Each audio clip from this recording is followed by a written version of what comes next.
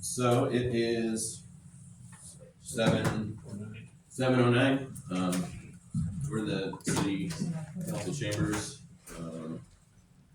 Yvonne, can you call roll? Yes. George. Here. Buckles. Present. McElroy. Here. Hebert. Here. Hodgins. Here. Houston. Present. Flynn. Here. All right, everybody stand for the Pledge of Allegiance.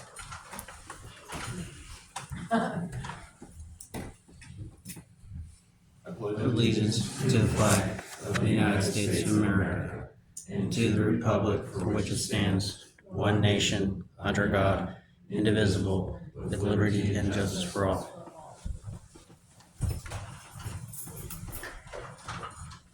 Okay, do we have any additions or deletions to the agenda? I don't think so. No, Your Honor, but you do have a revised staff report for item 5G. That's for the lining project bids. Okay. All good news. Right, okay, next, Yvonne, do we have any public comment forms? I do not. All right, we'll move on then to, Oh, thank you. They can hear us, they just can't see us. There we go. okay, so, we'll move on then to the sheriff's report. We might check with, Sergeant, it's Stoneberg. I think maybe his hours better. He's been out on vacation stuff too. Oh, okay. I'm meeting with him later this week. Okay, Jim, go ahead. If, I'm not saying they aren't, if they're doing the same thorough job of checking on crimes, our crime rate has decreased dramatically, which is great news. One thing I did notice in looking through all these is we had several instances where there were multiple officers on the scene. 6 officers on that one, and this one went to 10 officers.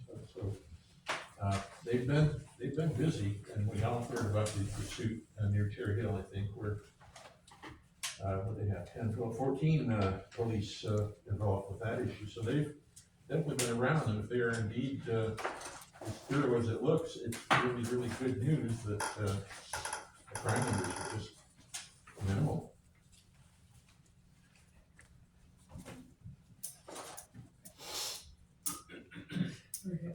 Okay, any other comments on that report?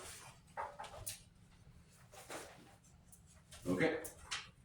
Well, then we'll move on to the consent agenda, which starts page 15, I think. Yeah. Okay, yeah, Liz. Yvonne, I think you got, Councilor Hebert and I mixed up in this, because you have me attributed to comments she made, and then she's being attributed to comments I made. Okay. One's on page 17. Okay. It says Councilor Hebert expressed concern about the wording in the attendance, that was me. And then there's one on page, got that? Yes. Second paragraph, page 17. I got it. Okay, and then on page 18, it says Councilor Hodgins suggested using Sheridan blue. That was Hebert. Oh my goodness. Yeah, because I don't even know what Sheridan blue is, so I was like, I didn't say that. And then on the last page, page 21, it says Councilor Hebert mentioned the upcoming citywide garage sale, that was me. And then the last sentence, it says Councilor Hodgins suggested exploring the possibility of adding turbines, that was Hebert. So you just got us mixed up. Okay, for some reason. Okay, I apologize. That's okay, I just wanted to let you know. I will get that fixed. Okay. It's no big deal, it's just wrong person. Any other comments on that? Okay. Somebody wanna make a motion to approve the consent consent agenda with those changes?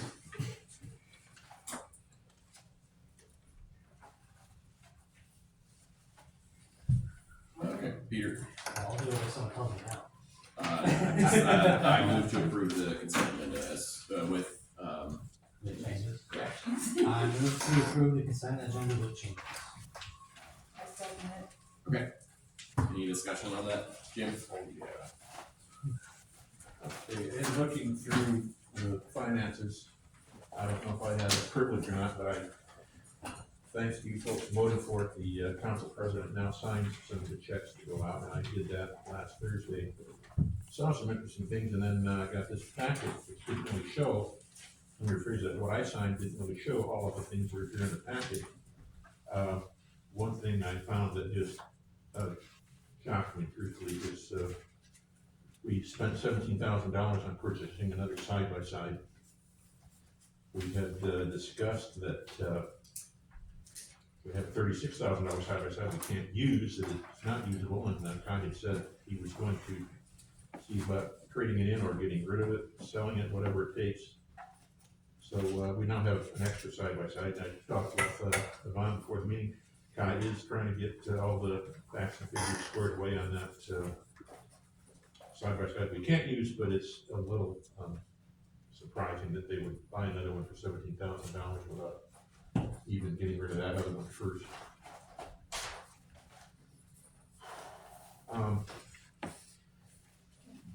Jim, can I ask you, was the expectation to get rid of that, was that part of like our surplus? Yeah, that's And what we declaration said. and all I that? said that, yeah, when It was, back during okay. his city manager days, he had said that it is of no use to us whatsoever, that he would make the best arrangements to get rid of it, and I guess he's working on it. Is that correct, Yvonne?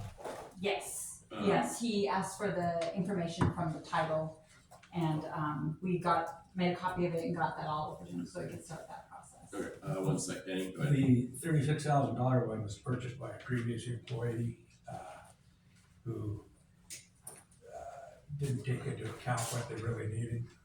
And so it's, my understanding, it has less than 10 miles on it. So as it sits there, it just keeps depreciating.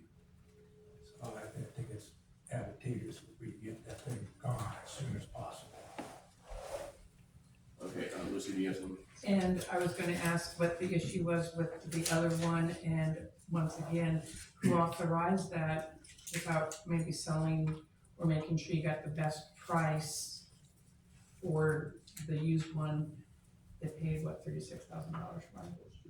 Yeah, it sounds like you're looking into selling that 36,000 one. I'm not sure,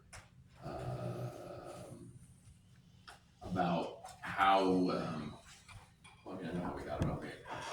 But that side by side, I guess I'm not sure, what factors went into us getting that, but, and sounds like we're looking at, selling it. As far as the $17,000 one, I guess, I'm not sure how that was looked at and examined how we purchased that one. I think Public Works staff gave input to that one, which is why it was chosen to be purchased. Which is probably a good idea. And the other one, they can't use it because, I think they can use it, it's just not really, It's too long. it's not what they need. Like, you could probably drive it down the road, but it's not what they're gonna be using it for. I think it's too, sounds like Denny says it's too long and too big, so you probably can't really drive it up Stony unless you're going on the road, but, if you're gonna try and follow the pipe, I doubt it'd work. So that's not bad. Jim? And I think the first part of your question is, why did we buy one at all? The old one is dying. It's had to be lent back to Public Works more than once. It just isn't up to snuff anymore. So they do need a new one. They don't need one that costs $36,000, but in my opinion, they jumped the gun a little bit buying another one before they had finished getting rid of the debacle of the $36,000 side-by-side, four doors, electric windows, air yeah, but conditioning. didn't we okay that? Unfortunately, it did go through us. Well, actually, some of you, okay, I thought we should just get a used one for going up Stony Mountain, because it just gets beat up anyway. It never got discussed, it just went past us, it did not go through us, we did not approve it ourselves, it was in the budget according to the previous city manager, and that's why it was purchased. the money was in the budget, it never said go out and buy the best damn side-by-side you could possibly ever find, and then let it sit. We never said that. It was something that they were getting, and I know we had a conversation about it. Might have been a different rig that they got the second one. I'm not sure. The expectation is that it's been declared surplus and we should get that sold. Yes. Next up is another purchase which kind of caught me off guard on page 30.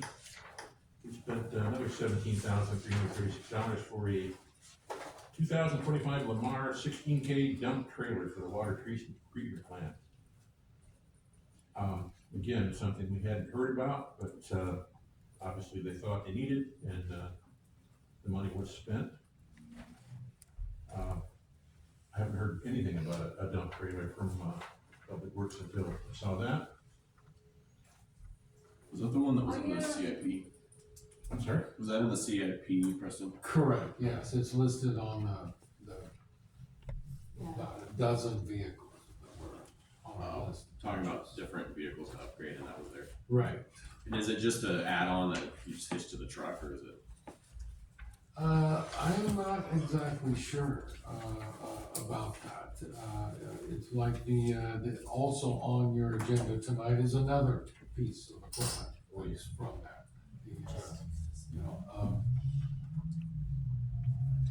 Is it that one? That's less. Oh, that one. Yeah, looks like it. Yeah, Jim, looks like it's right there.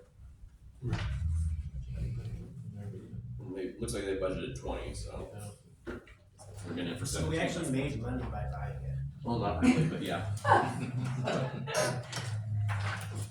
Can I go ahead? Yeah. That's like my wife coming home with bags full of goodies, and she says, Preston, you can't believe how much money I saved. Yeah. They do have to spend money to save money. Sorry. Everything's on sale. Last month, we paid my bridge team $19,329.52, and Preston said we probably wouldn't be using her nearly as much because we're pretty close on our audit. But this month, we spent $12,057.60, and well, that's less, but that's still a lot of money for one person. And their hours are credited. I'm not saying she didn't work, I'm just saying it's still a lot of money going on. Are we pretty close to done having the CPA come in and work for those prices? We're getting close, yes. We're on track to have our audit done for fiscal year 2024. Having that done in the next few months to be able to bring back a supplemental budget. So we're kind of on track for mid-October, which is a little ahead of schedule.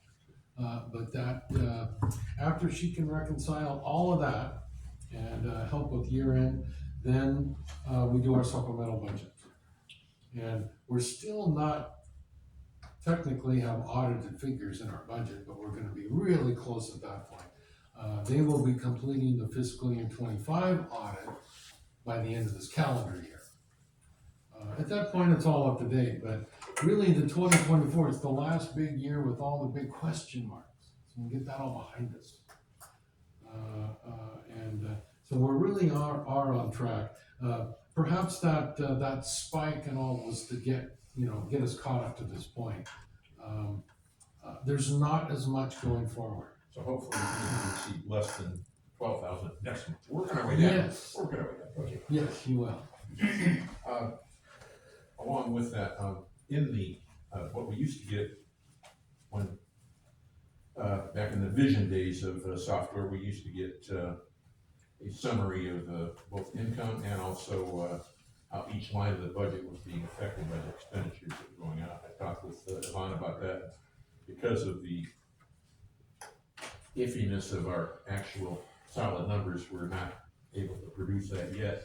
But, Well, we are. It's just sketchy. yeah, that's And why do that? Yeah. We're putting it out there, and so we're just gonna have a high confidence when we do our supplemental budget in a couple of months. But I think if it were possible to produce that, I'm not gonna say I would enjoy it, but I would really find it helpful when I'm going through this. But I'm gonna go ahead and jump to page 36 for a real shot. Tyler Technologies.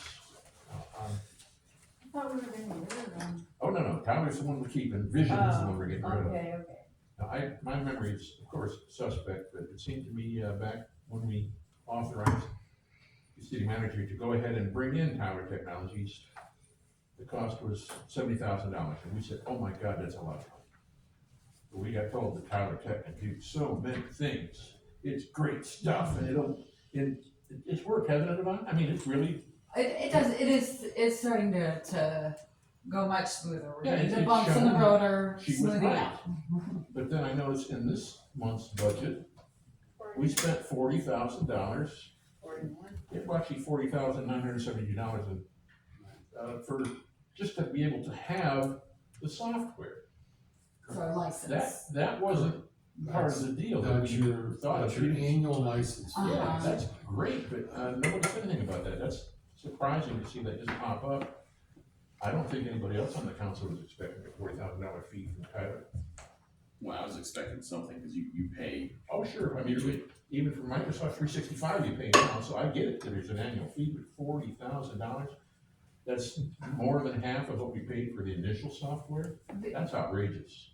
I think when we first got it, there was, the yearly cost plus the implementation cost. So Oh, now yeah, it should just oh, be. yeah, they send you modules, and I know we went through a lot, and I did all that, but, seeing that $40,000 go out for an annual fee, I think is, not much we can do about it. We bought the software, but, Visions Well, was about, you license the software. yeah.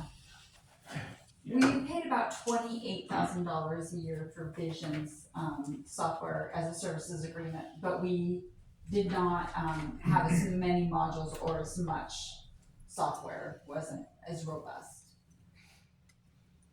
Yeah, with software, that's kind of unfortunate. That's just how it is. It's not gonna get cheaper. Probably not, unless they give us a discount for some reason. But I don't know why they would do that. So Lucy, go my ahead. only comment was, so get used to it, you're gonna see another one in there, and it's probably gonna be at least that higher, just because of the difference from what you had, the Vision to the Tyler, and then whatever you use, you're probably gonna, and I didn't know there was either, but I'm not. It'd be $40,000 every Yeah. year, So get used to seeing something like that, cause that's what's gonna happen. every July. I'd imagine that's our most expensive software cost, but maybe not. Yes. That's all I found in there, but I wanted everyone to be aware that some of the things we're spending a lot of money on, since I do watch this, I have a concern that, we're spending a lot of money. I'll talk about it a little later on, but, and with that in mind, I think I'm ready to vote for approving the consent agenda. Okay. Anybody have any other? I'll bring it up under council concerns. Okay. All right. Well, we had a motion and a second to approve it with changes. Reminder. So if there's no other comments, I'll call for a vote. All in favor? Okay, that's unanimous. Okay. So then, moving on to action items. First one is city manager employment agreement. We are gonna postpone that until next Monday. We're gonna have I don't know exactly what we're gonna call it, work session, special session. next- Work session. Work yeah. session, Mhm. so. And an executive session, So- and an action item. So that'll be pushed to next Monday. So then the next one we have, next action item, Page 41. the next one we've got award contract to construct Hebert Memorial Plaza, which is on, Page 41. there you go, page 41. So, Your Honor, can I talk about that? yeah, just turn on your microphone.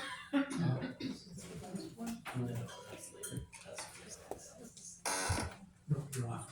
Well, I want it. Okay. What happened to our podium? I was just wondering. Oh, Our Same lectern. thing. Our I was like, lectern. there's no Yeah, presentation tonight. Oh, that is, Because okay. this is all about Hebert. Well, I just didn't know if it was, No, because it that was does a have to good- do that was a with good it. catch. So we should have The it. microphone piece of punch. I'm It's thinking. just the Oh, picture. That's particular. They remodeled the room while I was gone, at least for a day. And You were gone for 2 days. Does Friday really count? Yes. Okay. Okay, Preston, go ahead. Well, thanks, Your Honor.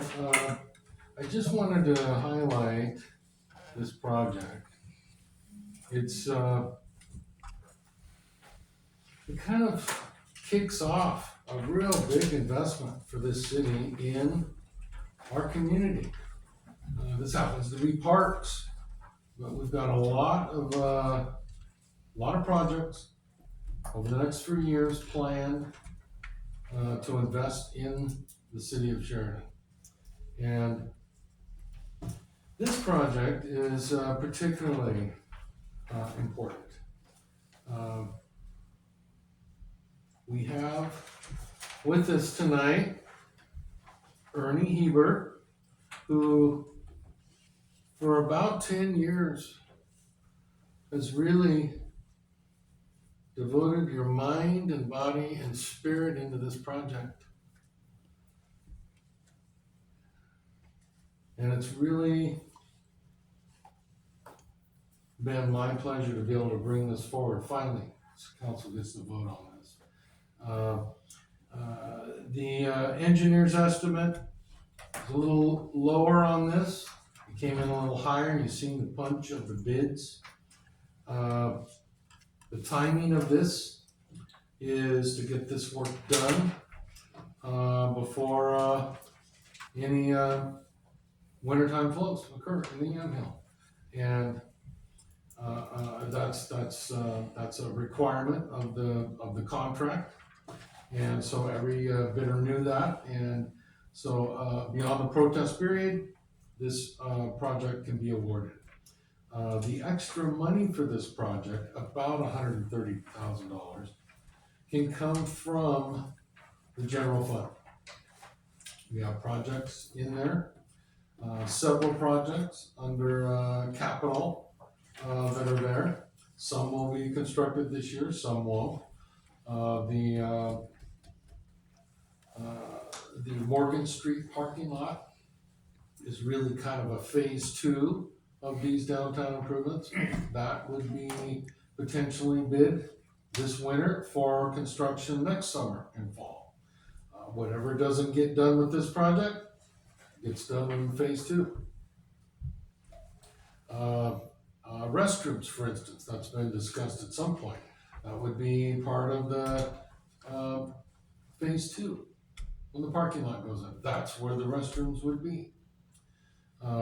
So that idea of getting that design, bringing it to council, and then getting that bid this winter for construction next summer and fall. So it actually wouldn't be in the budget, taken out of the budget this year, but phase 2 would be next year. This one comes out of this year's budget.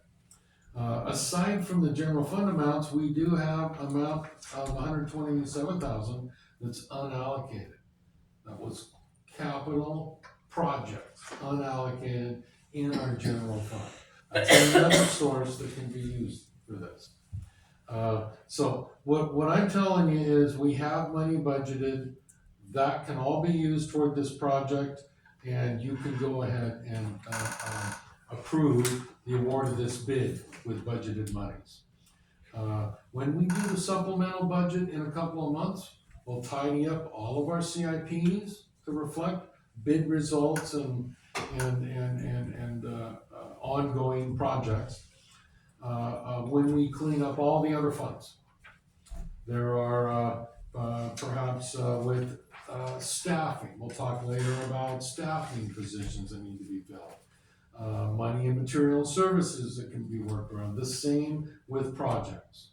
When we do a supplemental budget, we'll tidy up all of our CIPs as well as all the funds that need to be created in that supplemental budget. Otherwise, you would typically see a new CIP tonight that shows the difference in the projects. And we track that. Not necessary, that's coming with your supplemental budget.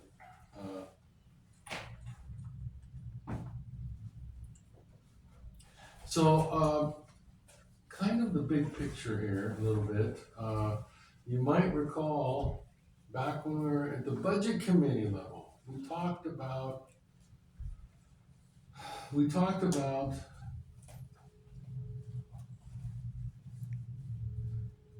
the heart of this community being our downtown. And this is no doubt the best project that's gonna fit within that. We talked about having some pictures on the wall here, historic photos of when Sheridan was magnificent. Historic photos. These planning things reminded of the misery of these onerous federal regulations. There seems to be no end to it. And they're getting worse. These planning things need to come off these walls and have put in historic photos when Sheridan was great. And in right there, behind where Jim is, we have our own picture of our supreme moment of community pride. We talked about when the bridge opened. And that bridge that united our community over the beautiful river, standing for the picture, the grand opening. Well, we can't find it. I got it. You have it. Good, I wanna see it. I'll get it. That'll be great. Yay!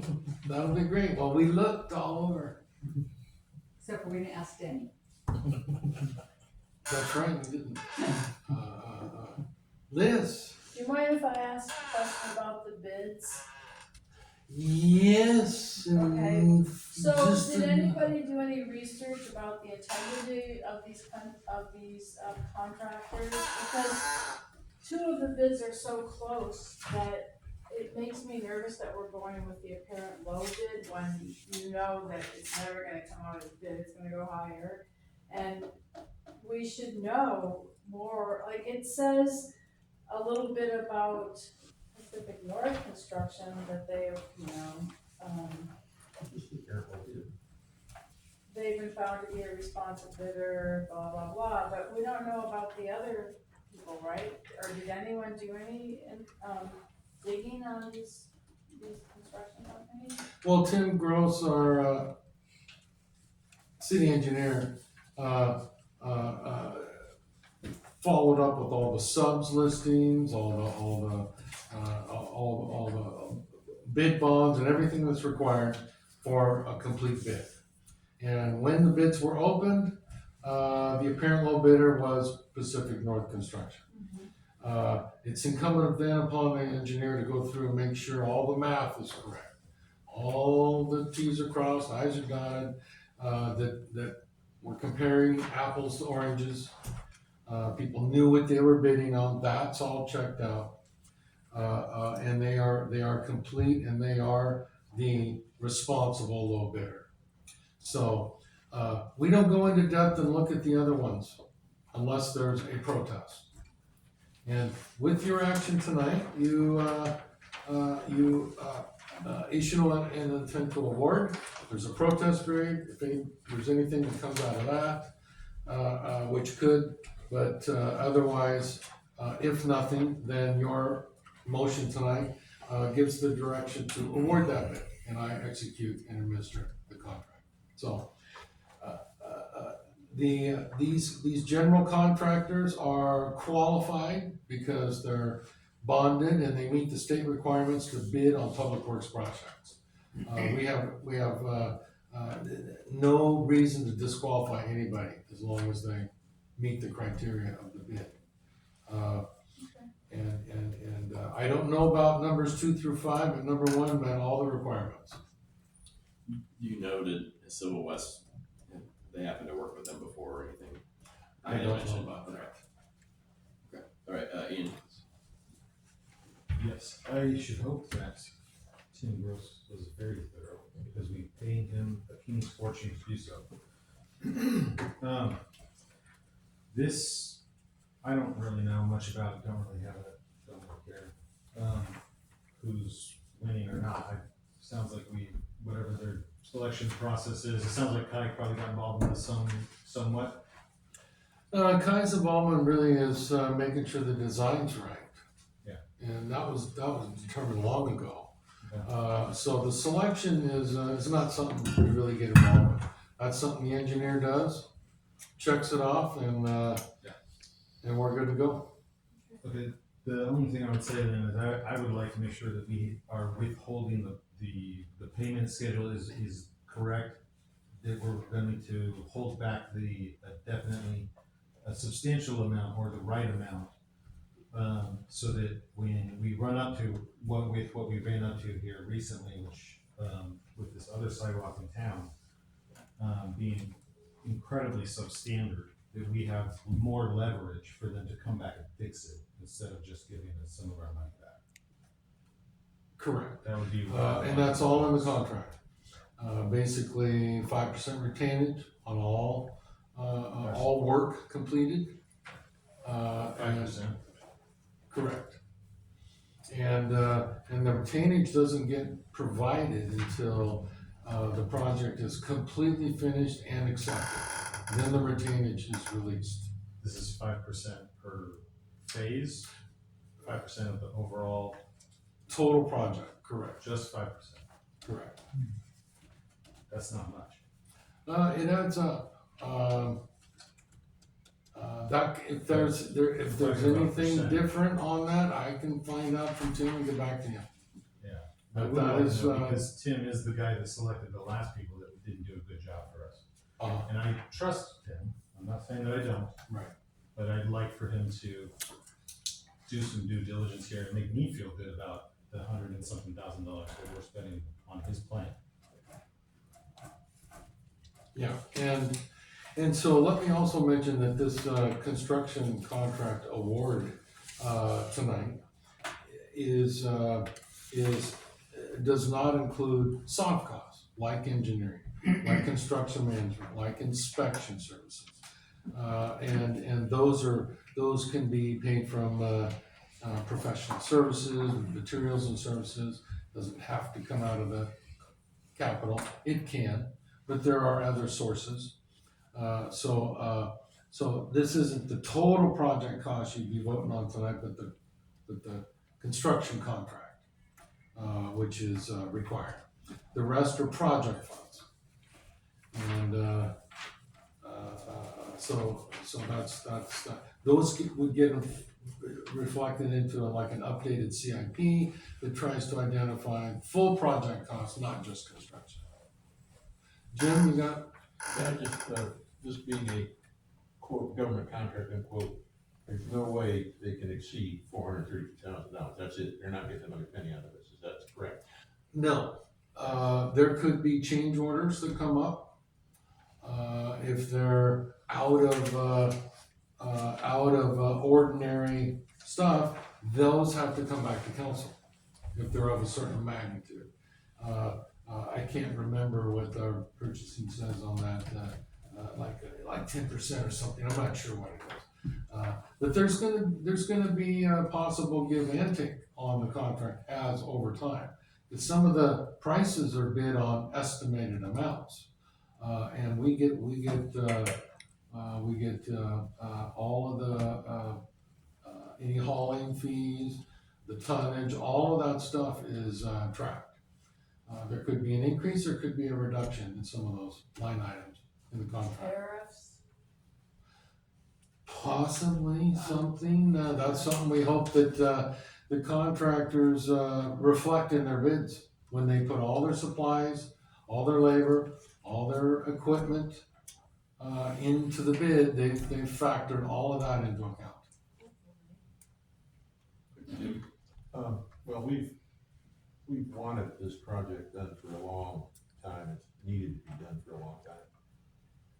And they did warn us ahead of time that the bid would probably be a little higher this time of year than it might have been if we'd done it in the early spring. But this is what we got to do to get that Plaza back up and running like it's supposed to be. I think it's a good deal. I am concerned about cost overruns, especially given the different, I mean, if you look at Brown Contracting, they thought it would cost almost twice as much to do the same work. So I am concerned that they might have used a little better price sheet than these guys, but I'd like to see this one done?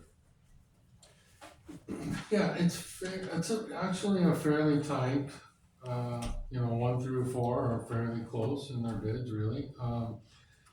It's always gonna have a few outliers, that, don't put in as much, they don't sharpen their pencil as much, and they're just figuring, well, I'll put something in, and and we'll see how desperate the city is, see what they get. Uh, low bids, I've had low bids come in, you think, oh, great, we got such a great bid. Well, no, they really didn't think this up. We don't have confidence in there that they really put the right numbers in the bid. That's not the case with this bidder, with Pacific North Construction. They're solid, and we got full confidence they're gonna get the job done.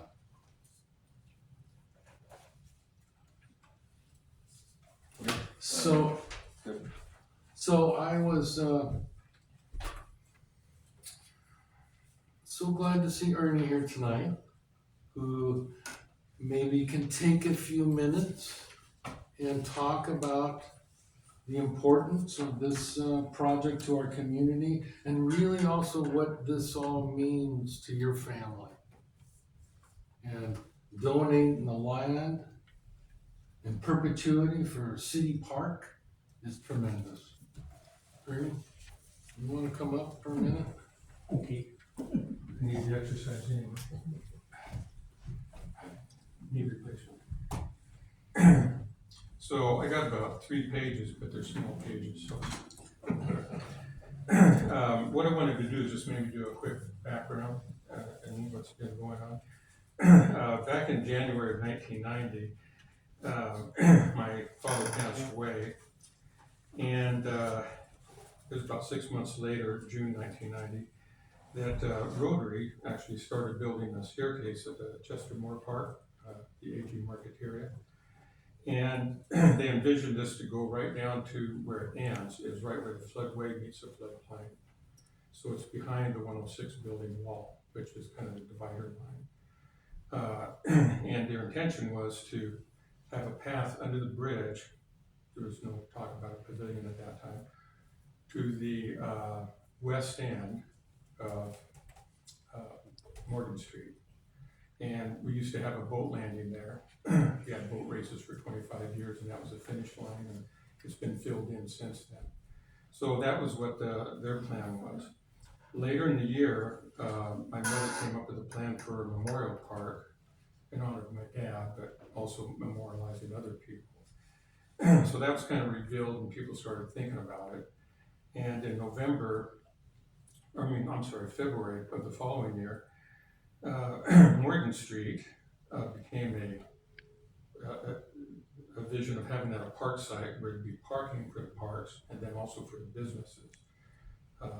And then it would also give access through the proposed pavilion to get people from the back parking lot up to Bridge Street. And then would also have access under the Memorial Pavilion to Bridge Street and the Chester Moore Bridge. So it all that was the plan. In May of '91, things kind of moved kind of quickly actually through this quick timeline. The Morgan Street site was purchased. So the owner got word of it and thought, I wouldn't mind unloading that. I know the price was $36,000, and I know the city didn't have the money for it. But they were really intent on getting this riverfront going. So I find it's hard to believe, took a loan out for the $36,000 to purchase it. In June, my mother donated between the Riverside Cafe and the 106 building. There's actually 2 lots there, and Mom and Dad owned the one next to the 106 building, and the Nisleys, who owned the Mercantile building and the Dry Cleaner building, where the cafe is now, they own the other lot. So those were donated to Mom's nonprofit of choice, the Kiwanis Club, so that they could do the fundraising and actually build a pavilion and then they would later donate it to the city. That was the plan. So that was a funding mechanism. In June '93, 2 years later, the pavilion was completed and dedicated to the city. So a particular note here, I don't know if you've noticed it or not, but there's 26 brass plaques on the clock tower, and they represent all of the major donors of services, labor, materials, and cash. Plus, there's also another 236 bricks on the sidewalk with the donors' names that contributed $25 to $50 per brick. And so all of these entities and people are memorialized in the Memorial Park, the Plaza. That was the whole idea. And I say sidewalk because the pavilion is a wood deck, but if you notice, there's a lot of brickwork on the south, or the south stand. And by the clock tower, that was shaped like a funnel, so it would direct traffic along the pathway to the back to the Morgan Street parking lot. There'd be a ramp off that, and that's how it's set up. So they put temporary boarding up back there in the meantime, and those boards are still there. But we'll get to that here. Since then, so that took us through '93. So October 1994, about a little over a year later, in the Sheridan Sun, I got an article out of it from back then. The City Works had a city parks department. I don't know, anybody know they had that, but apparently their primary function was to maintain and upkeep of the 3 city parks. And back then there was 3 city parks: the City of Sheridan Park, the Hebert Memorial Pavilion, and the Chestermore Park. So that was it. The Morgan Street wasn't a park, it was a park site. So that wasn't developed as a park at that time, so it wasn't included. Actually, it's still in development, just like it was back then. So fast forwarding, we're gonna go 20 years to May 2014. And that's when we got the Sheridan Parks Development Plan that was published at that time. Jim Jacks, by the way, did that. And I looked it up, and it was 2 years before that, City Council voted on getting a parks plan. And they talked about it for as long as I'm talking about it right now. And they decided to go ahead and pay $25,000 to have Jim Jacks do that parks plan. And it took them 2 years to do it, but he got it done by 2014. And we're just now getting to updating it in our next meeting. Right, that's gonna be on Thursday, August 28th, I think it's next week. Yes. Park and Rec will discuss the draft Parks Master Plan. So, within that park plan, there's capital improvement plans for the different parks, but they prioritize what they're gonna update, how much it costs, and where the estimate's coming from, and all that sort of thing.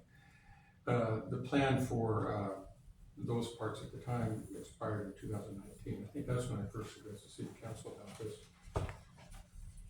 It was in the Monroe, what do they call that? Community Center, whatever. We were having meetings over there for some reason. During the pandemic. It was, wasn't it? That's right, I got that. Anyway. So the 3 mini parks, as they're referred to in that plan, they had a combined estimate in the capital improvement plan for improvements of $13,000 to $19,000. And that was for new pavilion decking and a few picnic tables and grills on the Morgan Street side. So fast forward 10 years to today, none of that was ever done. They've never spent anything on that. So to date, there's a few caveats here. There were 3 things that have been completed in the last 30 years at not much cost to the city. One of them was the bridge railing. And I say that because the bridge railing, the city, you guys would know because most of you ran on that. I think it was about $28,000 for 60 feet of stock railing, black, that would be in front of the 106 building. And there's discussion between the 106 owners and the county and the city who's going to pay for what. Anyway, for 2.5 years we had cyclone fencing there. So I asked the city manager, I said, could we get another 30 feet to take it from the 106 building to the pavilion to the clock tower? Because originally there was a railing that went from the 106 building to the, restaurant. Cause that was just a drop off. And so the county took it and they were supposed to revise it to a shorter fence and we never saw a fence. So that's where the ramp and the actual like this, so they put a flower planter in there instead. And that's what happened to that. It was just fortuitous that, I was told that, well, if you could get 30 more feet, and I said, while we're at it, why don't we get a rigging that looks like the bridge we're adding? Well, if you think you can get that done for the same price, I'm sure the city will be fine with it. So, what was fortunate is that I was in touch with the city engineer's office in McMinnville, Yamhill County. And, they told me about B&K constructors. And, they said they do a lot of big projects like overpass railings and all kinds of stuff. They might be kind of expensive, but you can try them. So I talked with them and they were really nice, family run business, husband and wife own it now. And, they kind of like old bridges and stuff. And they said, we, revamp old bridges. Matter of fact, we just did one. I can't remember what town it was in. And, they said that was, an Art Deco bridge. And he said, we got a lot of bridge writing material left from that and some, ODOT green powder coating, which our bridge is ODOT green. And our bridge is also, Art Deco, built in the late 30s. So I sent him pictures and drawings of the measurements, and he said, that's the exact same railing we built, the pieces we have the metal, we just got to put it together. And so they I don't know if they felt sorry for me, they gave him a big sob story about how the pavilion worked and all of that. They it's not a donation, but they cut the pricing down to match what the city had. So I'm considering that free of charge. Actually, I think it was a $1,200 over. I figured you'd say something about it, but at the last minute, they had to change the decking bolts and put clamps underneath them. But that was one thing I wanted to get done. The other one was the clock tower, which we completed last year. I used to work for State Farm Insurance, and as a retiree, they would do gift matching. So like Sheridan High School, I'd always make a donation to the scholarship fund. So they would always match whatever I did, so it always looked like a whole bunch of money. And half of it was State Farm. Well, they quit doing that, and it was a year that I got the clock. So I kind of maxed out the match on that to pay for that. And so they paid the other half, so that worked out pretty good. And I was hoping that people would look at that like curb appeal, so they could get an idea what it could look like. If you just put the time and money into it, imagine doing the rest of it. And so that was kind of the driving force behind it. Oh, and I don't want to forget Rotary. They paid for picnic tables that were supposed to go in the back behind the pavilion on the upper parking lot. And I know they were in a hurry to spend that money because I guess after December they lost it or some case or something like that. Anyway, but they're commercial grade, just like the clock. They're going to last a long time. Thinking about maintenance and durability and that sort of thing. So there's not a whole lot to maintain. I just want to, that's kind of like where we're at now. So hearing this tonight, the fact that maybe this can start moving things forward. I've been working with the Yamhill River Access Program for the last 2 years. And that's a program, if you haven't heard about it, we're looking at making a river trails, not trail access points, from basically Newburgh to Grand Ron. And so I'm on that group, and we're going to be in the next 2 months doing our site inventories of the 13 sites that we've located. We've talked with the jurisdictional representatives, we've done community engagement, and let them know what we're looking at, what it's all about. Sheridan's on that. By the end of this process, the National Park Service, when they do these kind of programs, it helps the communities better access grants, because it's not just for like a little place here or there, it's like a project. And so there's more chance of that being a success, and they're interested in that. So we're part of a project now, as well as just what we're doing. So try to get money from wherever we can get it, whether it's donations from the city, from grants or whatever. But I did want to share a quote from you from Bruce Peak. I don't know if any of you knew him, what he did, but, he was, the city manager with my dad in the 1980s, and, that was a time when they were trying to get a stable, water project in town. And the biggest thing during that time was getting the prison. And that required a lot of work, and it was like 8 years of a lot of work. And maybe some people got kind of burned out on it because it was a lot of work and maybe didn't want to do as much work after that. But anyway, by 1990, unfortunately, he passed away that year. But I was talking with Bruce, and it was about 4 years ago next month. He lives in Central Oregon now. He's about, he must be 80 years old now. But I just wanted to share this quote because he experienced that whole thing. He left January of '93 for reasons that I won't get into. But he left me with this because I had an interview with him. He said the Hebert Pavilion was the last private public local partnership project in Sheridan. It was centralized in the business district to bring people together in a community oasis. What more could you ask for? Some things done are not quantitative, but still have values: pride, ownership, well-being, and sense of community. So I think that kind of summed up what Mom wanted to create with that pavilion. And that's why it's there. And I know there's been some issues the last 3 years here. People asking why it can't be used for one reason or another, and there's deed restrictions on that. You know, how it's used and what's supposed to be used for. And Walt Gal was sitting right where you're sitting one night. Things got a little testy about why retail businesses can't use that. And quite frankly, I would have bought that thing myself if that's what I wanted to do with it. But this is what she envisioned. That's what Dad would have wanted. And so I said, you know, some people were thinking, well, why don't we just tear that down? And you know, it got to that point. I said, well, if that happens, that's when we revert back to the trust and they'll do something else with it, maybe nothing. So to see this happening tonight, you know,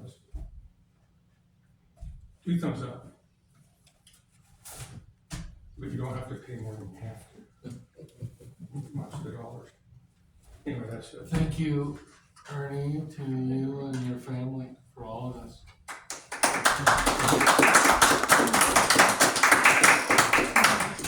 I have a question Oh. for you. On the river access group you're involved with, Mhm. so Sheridan's on one of 13 to be a launch site? Landing, launch, it A depends. landing launch? Yeah. Cool. So, as Kit can tell you, it's a long trip from here to back, Yeah, even So- if Monroe Landing was there. But I tried talking him into, you know, you might want to look at EV motors, because even kayaks, you put a little prop on there and give you another 3 miles an hour. It can take it from a 10-hour kayak trip to a 5-hour. No weight, no noise, no pollution. Otherwise, it's mostly flat water in that area. You probably wouldn't see a lot of action. Some people have done it. But mostly, you know, from here to Grand Ronde, and then from like Minville, I know they're actively wanting to do something up there. Then there's Lafayette Locks, Dayton Landing, and then from Dayton, it's out to the Willamette and up to Rogers Landing in Newburgh. nice. So when I went to the meeting about that at the high school, Okay, you were there too. so it's Kit. They were saying Look at that the timeline would probably be 10 years. Is that still this timeline, or is? Well, that's one of the reasons for you know, getting involved with this group, because they have ways sometimes when you're doing a project type thing that, you know, how can you kind of cut that down, or how can you stage it to where you might have part of it and then update it as you go down. The closer to the water you get, and if you've never had anything there before, the harder it is. So if you've had something there before, if it would have been like within 5 years that we used that landing down there, that would shorten things up too. So it just depends on what you're putting in. So we went away from a boat launch, like a trailer and a boat, because you would have to come down, back up Morgan Street. That's what we used to do. But with the parking lot there, you probably don't want to have a lot of trailers. More like paddlecraft or something that you can put in a pickup bed or on top of a car. That sort of craft. And it's residential Maybe a launch type further upstream, like from Valley Junction to, the Highway 18 bridge outside of Willamina, because that's a good drift up there, and they stock fish up there. They used to do it down here, but people, they said we don't have good places to put in to do that. They would if we had this, but. So it's still a 10-year timeline, or is it? Well, Has it changed? we just have to, we're doing all of the site inventory here within the next 2 months, actually probably next month. So you have to get all of that in. It has to do with the hydraulics of the water, just a whole bunch of stuff. And then they put that all together. There's a group of us. And then the National Park Service is running it. It's the River Trails Conservation, part of the National Park Service. And then they have the forms and the information that we work with the Oregon Marine Board, State Department of Lands, if it's depending on what we're doing, to try to move those things faster, because we're doing it as a project instead of individual. Oh, good. So we'll see, because everybody says, well, I'll be good by the time that happens. Yeah, that's what I'm thinking. There's Not not, gonna go kayak at 80. there's no boat launch as part of this project, No. but there is an asphalt Land. path Mhm. that gets you down to the water's edge. For Oh. So for folks like who- paddle craft, canoes, kayaks, small Yeah. boats, for all of that, rafts. easy entrance. So a launch landing, right? Like a landing? Yeah, they call it a launch landing, but Yeah. you could go downriver as far as land there. And then under the bridge would be a path under the bridge to Chester Moore. And then from there, under the bridge, that was re-rock. That's better for like swimming or kids playing in the water, because it's real flat and shallow in there. They said you shouldn't have that down here where you have it steeper with a landing, because it's deeper water there. Right. So there'd be 2 access points actually. And then the parking lot, restrooms up there, and then, On the the Morgan pavilion as Street well. side. On the Morgan Street side. Yeah. Yeah. Up on the parking lot. Yeah. So just for clarification purposes, Ernie, didn't it help them too to know that at one time the fire trucks used to get water? Because we could kind of prove that we've used an access and Sheridan weren't making one up. And also, wasn't one of the requirements that the parking lot has to be paved and there has to be restrooms in order to put Sheridan on that map? Well, that's a city ordinance. They don't say it has to be paved, but you want it paved eventually. I mean, because you want to have it marked and that sort of thing, otherwise you get people going all over the place. But I have pictures of it, the original, in '67, the finish line, they had flags across the river. And Morgan Street came right, it was actually platted right into the river. And you can see the bedrock over there. It's just, you could drive a car right in, and now it's like a bank where it's been filled in. So if it would have looked more like that, if you follow the telephone poles going down Morgan Street and across the river, that's where it was. So unfortunately, we missed it by a few years or decades. A decade. Yes, I'm. So, Ernie, you wanna point out a couple of highlights here? Yes. Here's the What's the honor? pedestrian No. launch. So here's the pavilion. Yeah. Right here was the 106 building. And so the sidewalk, the back ramp will come off the pavilion. And this is brick and this is the wood.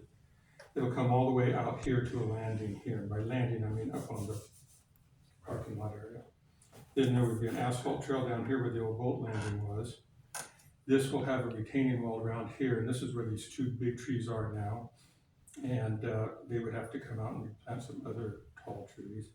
And then picnic tables out in this area that you can look out over the river. So it'll come out here. This is the Riverside Cafe. And then all of this area here is part of the Nice's property. And so we've talked with them about, what we might be able to do here to enhance this a little bit for the businesses and that sort of thing, and increase the parking. And then this is a walkway that goes under the bridge to the stairs that are already installed over here back in 1990 by the Rotary. And then there'll be a area here where, it's pretty well tapered. This is a shorter bank. Over here, it's pretty steep, like 8 to 10 feet. So this will be taken down. This is already low enough where you can walk right into the water. And then the restrooms would be located up here on this upper part, when that part of it comes in. And there's a lot of grants, Parks and Recreation grants, and I've seen several. I asked the state for some of the grants that were awarded last year through the state of Oregon, and several of those were for parking lots and restrooms for Parks and Rec. Right. So that would be a big project, things a lot more expensive than I would have thought they'd have to cost. But anyway, so this is what the engineer's working off of, and this is what the bid work is doing. This part here, and that down here. And they have to do a net zero on removing any dirt.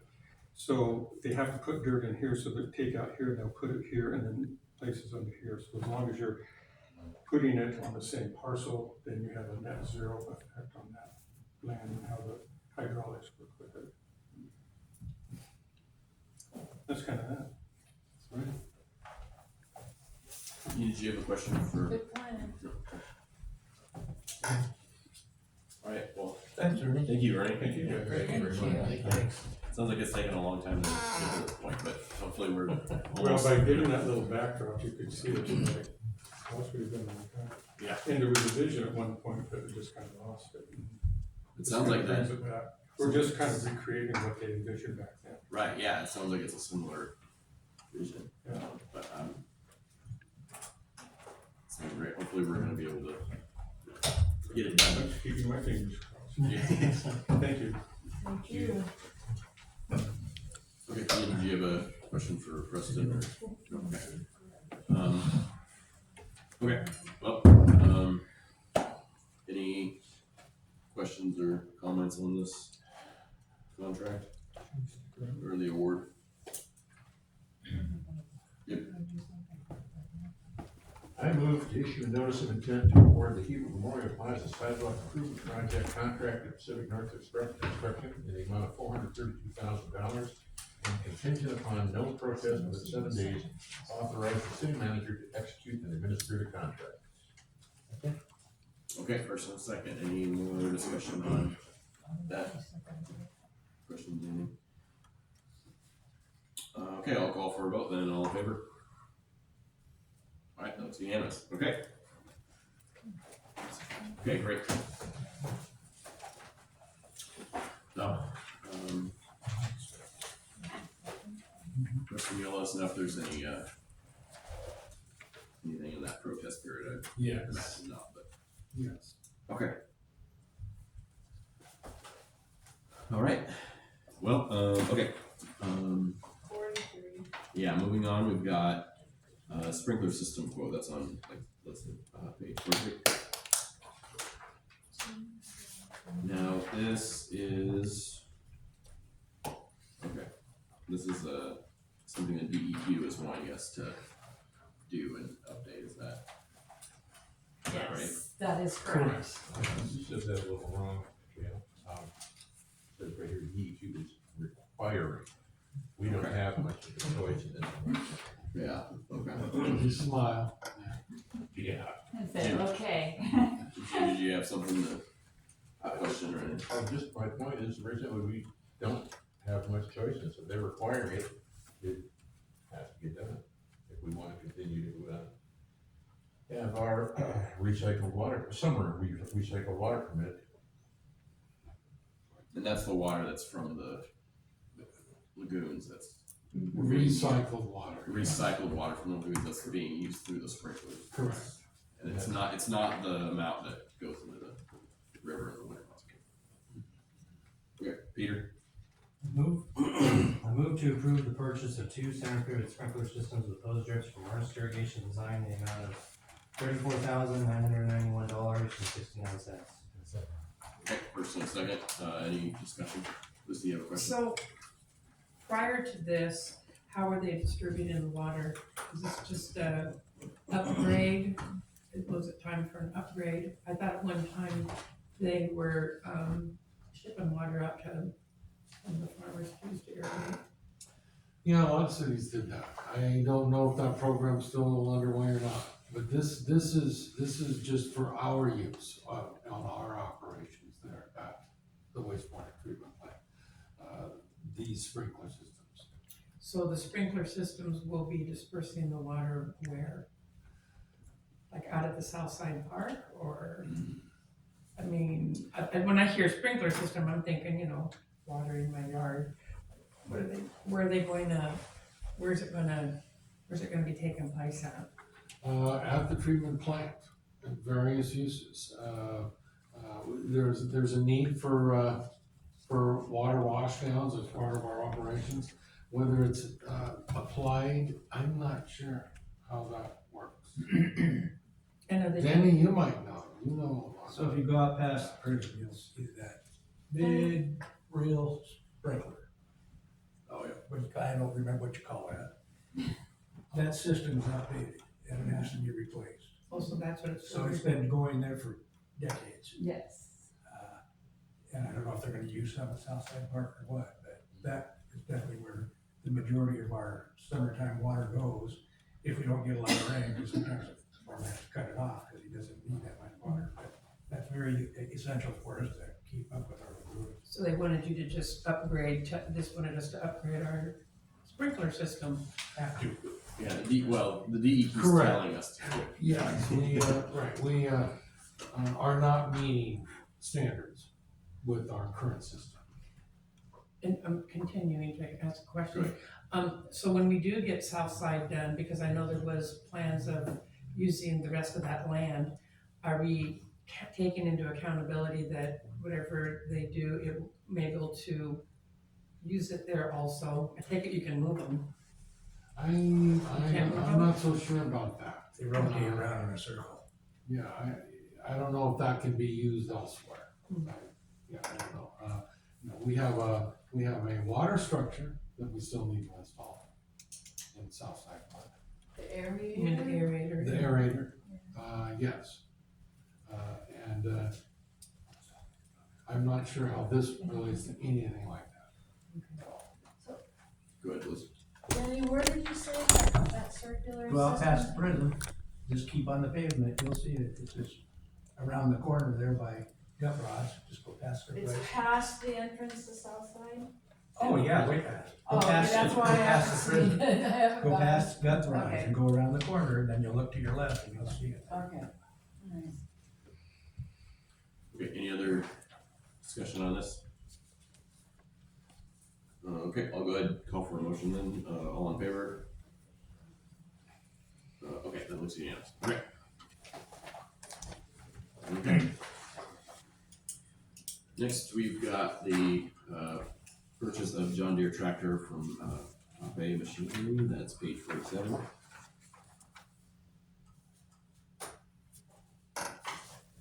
This is a big purchase. I don't know how much council's talked about it in the past, how long we've needed it.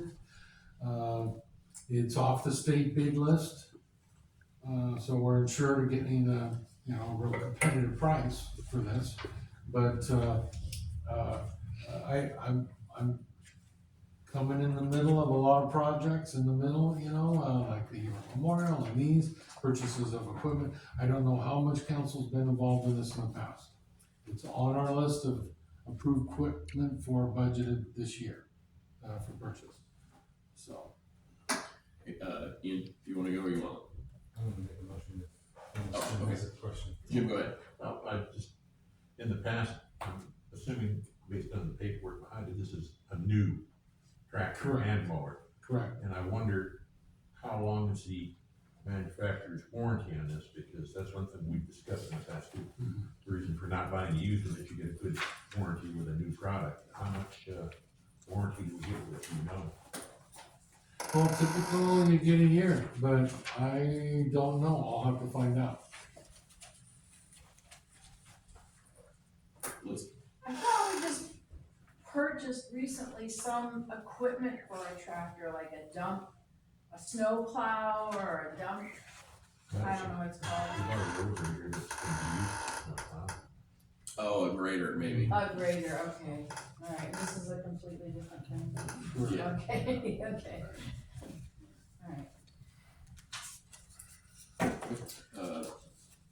Alright, I was wondering if, obviously the old tractor's still working, and I was wondering if it might give them a little incentive to get as much for that $37,000 rig. It might put a nice fire under your butt, like, get that taken care of, and then we can okay the tractor. Would give an incentive to do something with that Ford instead of, you know, because they're buying another one and they still have the old one. You were saying they want to get a 17,000, but they have this $36,000 one that's sitting there. And it might kind of put some incentive, and I'm not saying sell a $36,000 truck for $10,000, but you know what I mean, something competitive to say, make sure you get rid of what you got, if you're old, before you start spending Oh, you're more money talking, on new. you're talking about the side by side. Oh, yeah, that's It's like- like, like I just, I know telling- it was like, what, $37,000. So saying sell it before we approve Pretty much. a buying, That's okay. what I'd say to my kids, yeah, get rid of that one, we'll get you a new one. And it sounds like the tractor still works, and it's almost to the end of summer, and I would think too that, I don't know, maybe sometimes they have, you know, it's like buying a convertible in winter. You usually can get a better deal than if you pay it for it in the middle of summer. Preston, do you know, are we selling the old mower, or is that already get surplus? I don't know. Don't know. And then there's that too, cause I would imagine it could be worth something for the tractor. Yeah, my impression is it's shot. But I don't know what the plans are, if it has any value or not. Okay, I think I know what Ian's gonna do, I'm not sure about Peter. Jim, do you have a question, or? Well, I do have a question, because, looking through this, are we sure that this is the correct price? The, quote that we have here expires on the 31st of July. I mean, the dealer probably wants to really sell, so it probably does, but they make note of that in here, that, the expiration date is passed, so. Is that the one that says effective date? No, they got, Expiration let's see, date. on page 51, they got created on, last modified, and then expiration date. Oh, is it created in there? Cause there's, on the next page, it says price effective date is the 28th. So I don't know what, Where is it, Susan? on page 35, under contract where it says over along the grounds, and then under that says price effective date July 28th. Page 35? Yeah, or 53. 53, there we go. 53, okay. I was thinking- So, yeah, I don't know. Well, hopefully, that's. Yeah, I'm probably, sure that we should be, making the right, have the right price premise, but the quote is slightly, about 2.5 weeks, beyond the expiration date. Yvonne? I just wanted to share that, Kai, in an email to me, he did say, we plan to auction the old tractor. Okay. So they plan on taking the old tractor to auction, but I suppose they don't wanna get rid of it until they have a tractor. Peter, are you gonna? Yeah, Question just to or- answer Lucy's thing, it sounds like the old tractor's costing us on maintenance, as it is, so I'd rather just, get it replaced as soon as possible rather than waiting on the auction or what have you. Okay, Ian? I would say my only comments would be is, we budgeted for this. They've made a good selection, it seems like. I'm ready to make a motion, so I move to approve the purchase of the John Deere 5130 in utility tractor with diamond mowers, 21-inch boom, and, 21 of it. There we go. And a 50-inch rotary Moser DB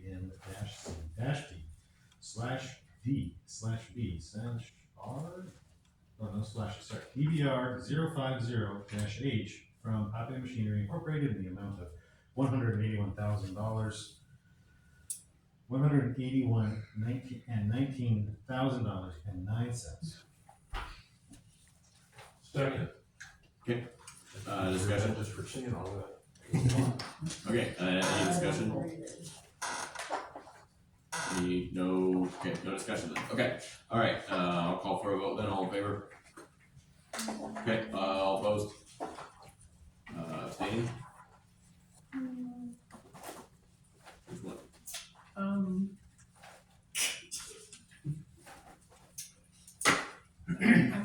I was gonna ask a question. You're zipping along there. these implements that are going with the tractor? I don't think we can ask a question on that. Okay. You can ask after the. Going so fast. Sorry. Would you like me to amend this? I guess I can't. I don't think We're already voting. So I guess I would just call that an abstention. Okay, Yeah. okay, all right. Yeah, Okay. What was your question, or if you still want to Well, ask it? the implements that go with the tractor, sometimes they're interchangeable, like mowing decks. Some people buy mower decks all the time. Oh, like you can swap Well, because that's a $79,000 purchase. attachment, yeah. So, you know, a lot of times, if they got a John Deere and you're getting another John Deere, it's about the same size, it's just newer. I know you can do it with old tractors, you can replace those pieces and interchange them. Might not be pretty, but they still work, it's in mowers, you know. And I couldn't really read exactly what the other attachments were, because I don't have all my farming skills, you know, intact, but that was basically it. Yeah, if we had it, it could be reused. I Well, think that- you know, why wouldn't you just take the implements and put it on the new tractor? That saved you $79,000. Okay, Ian, you have a question? I will say this, I don't know this machinery that well either, but a 21-foot boom with a 50-inch mower on it is a very large piece of equipment. So it's very likely that we didn't own one of these Just a before. Or question an on- equivalent is what I'm guessing. We probably didn't own an equivalent to the site. Okay, so the next, action, I'm gonna have a award contract for wastewater mainlining, and this is the handout that we got, the revised staff report. That has numbers on it. It was just stapled sitting at your table. Yeah.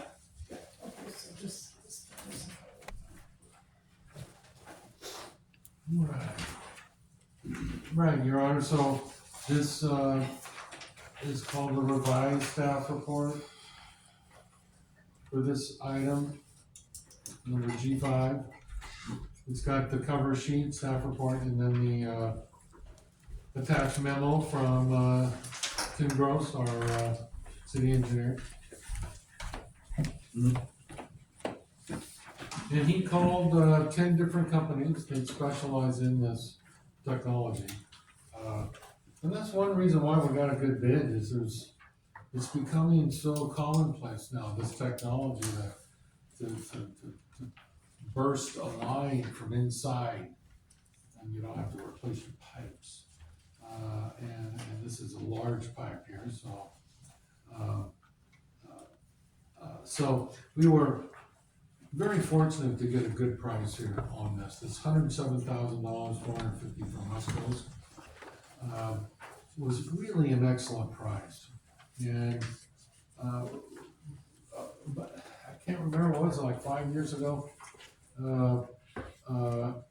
Keller got some bids to line about 800 feet of pipe, which is double what we're talking about here.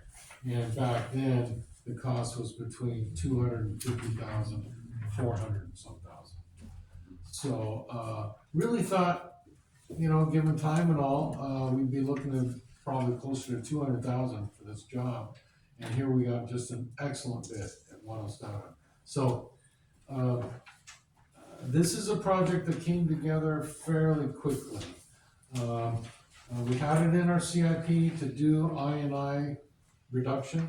This is where we reduce the amount of groundwater infiltration into our sewer collection system. And in talking about the big pipe project, it became apparent we have to do more to reduce our I&I. And the last few years, we've been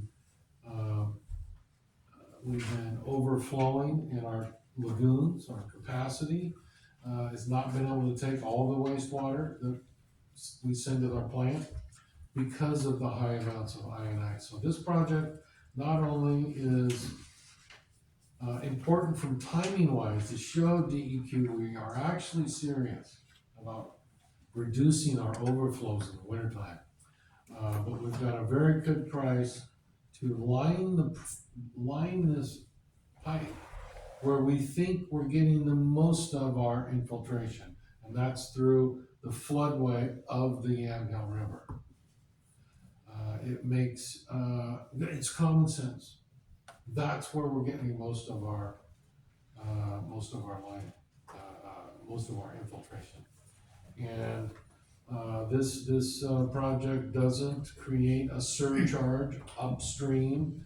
You know, all of a sudden you got instead of a big pipe, it's narrowed a little bit because you filled it out and made it solid. No, you're making the inside all smooth, the water rushes through, so there's no danger of blowing manhole covers on the north side of town. That's not gonna happen. We don't have current flow studies for all of this. We don't need them. We gotta monitor this so we know when we come back next spring, we can say, wow, we did this project and our I&I numbers are way down next spring. So we have to monitor the effects of this project so we know what the value is in this kind of maintenance repair. Instead of replacing the pipe, we're lining it. And it's much less expensive than replacing the pipe, especially under the river. So we come back next spring, we monitor all this, we have good numbers, and then we can talk to council with our city engineer, myself, and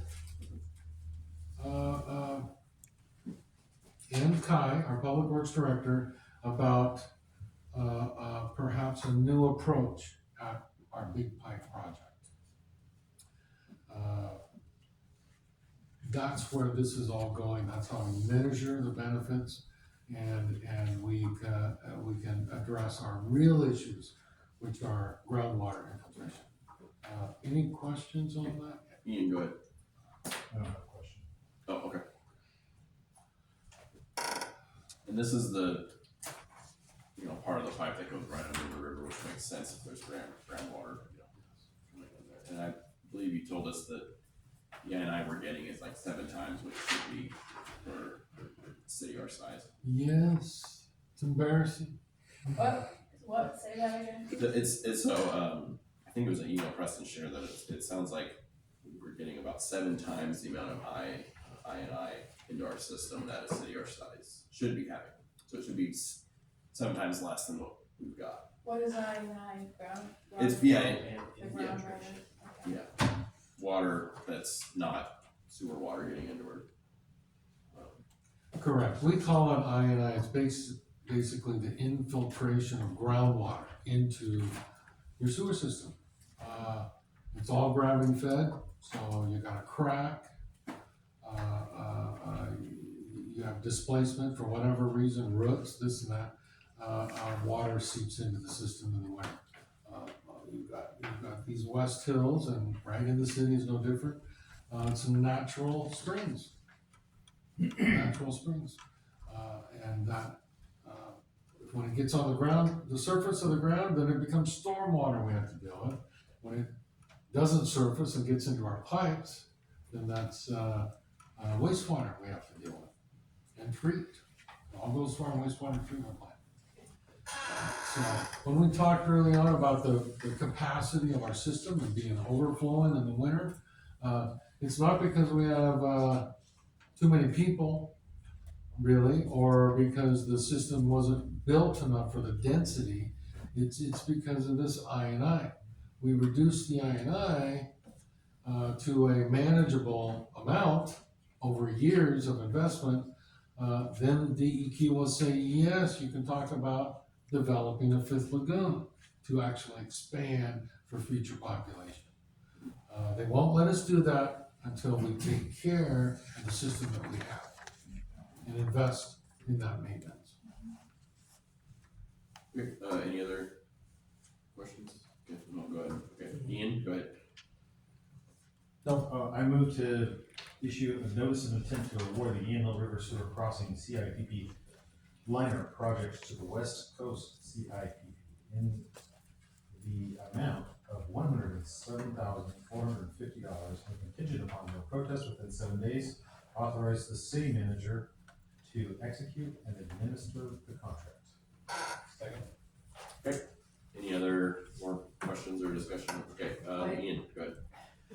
sounds to be within the fiscal conservative, stance that we've taken, as we heard recently. And this seems to be, par for the course for us. Let's spend the money and do the right thing on infrastructure, try to take care of our river access, our river as well, because we don't want our lagoons overflow. That's real bad. Just that's what I'm. Love you, man. Love you. Alright, let's go ahead. So a liner will reduce the flow of water, right? Won't a liner make it smaller? It will reduce the total volumetric capacity. Yes. But it will be smoother, I'm sorry. Will it affect our water pressure? That's what I'm getting at. Well, This is wastewater. Yeah. Pipes don't touch. Yeah, so waste, no. it's- Oh, okay, that's right, I'm washing way too much. Close Okay, down. I got it, okay. Yeah, so I'm that's, tired. it should be smoother than the concrete, so I guess in theory it would go faster, flow much better. But yeah, so it shouldn't affect any sewer, capacity through the pipe. Flow. Any other questions? Yeah, it won't affect any services other than our wastewater treatment plant. So, yeah. And that would be a positive Yeah. change. Okay. Okay, well, we'll go ahead and call for vote then. All in favor? Okay, that looks unanimous. Okay. That's all of our action items then. So next up we have department reports, and first up is Public Works Director report.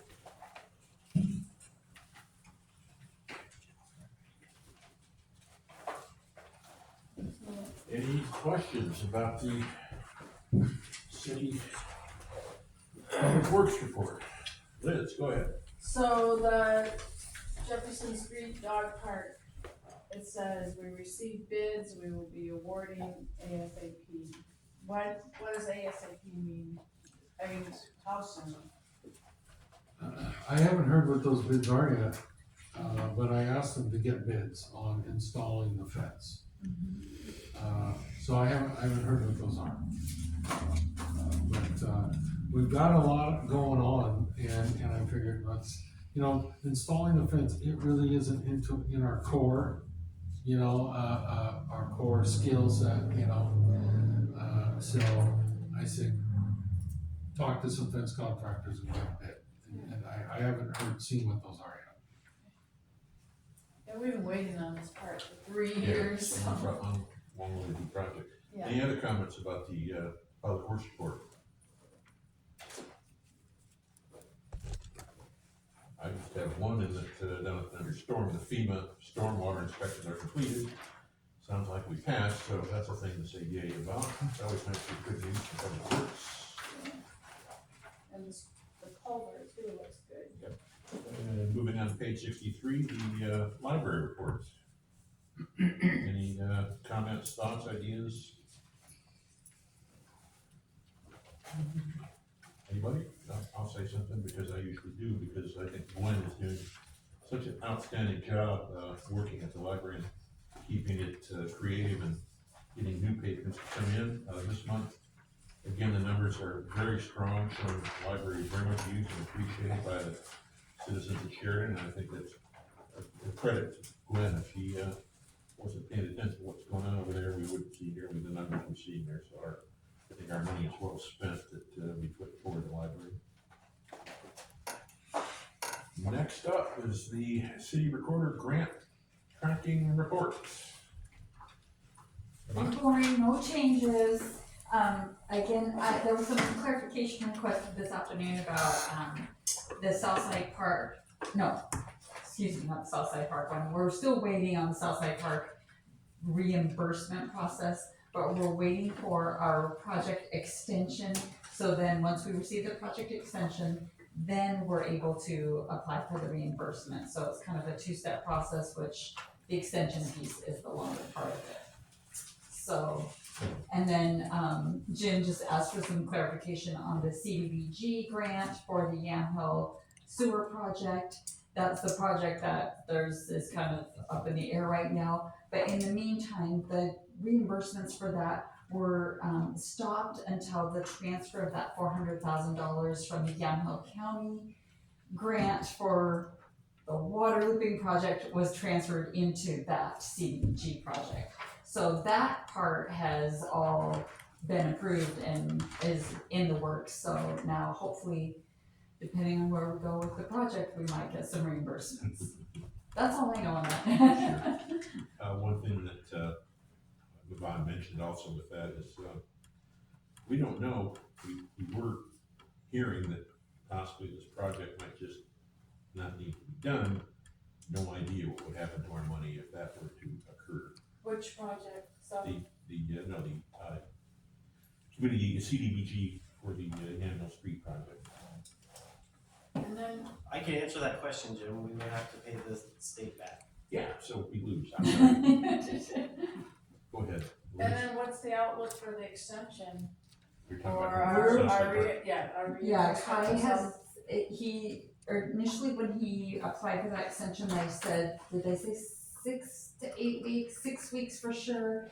And last time Denny asked, we were a good 4 weeks into it, and Kai had heard when I asked him before we were working on this that he should be another 2 weeks, so hopefully it looks like it's gonna be the full 8 weeks and not just 6, but hopefully we hear something soon on the extension for the completion of the project.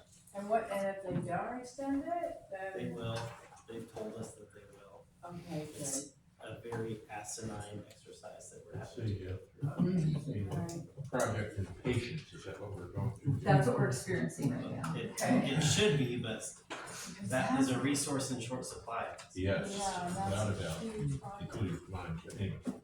You want to keep going? Where you at? City plan report on page 69. Is that the next one? Yep. Okay, yeah, the next city plan report. Like Jim said, page 69. Any comments about this? I think, I'm sorry. Go ahead. I have a question about,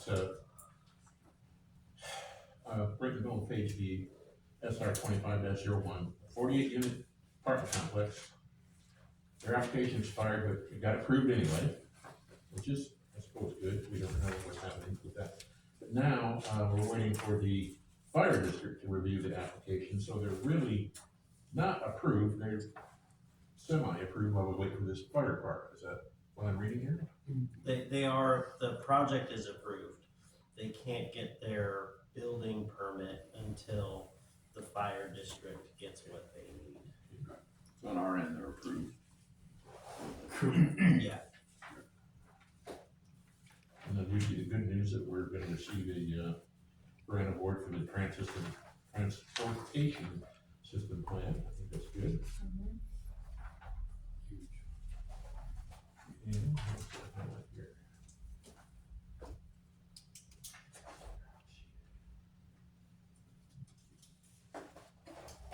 That's any question I had or comment, whatever you want to comment. Lucy?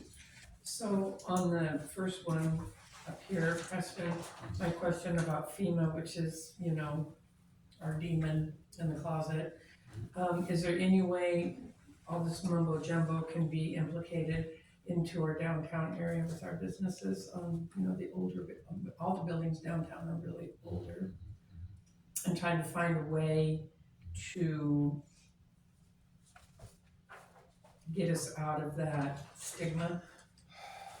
Or is this just kind of being for houses or, because I know houses are exempt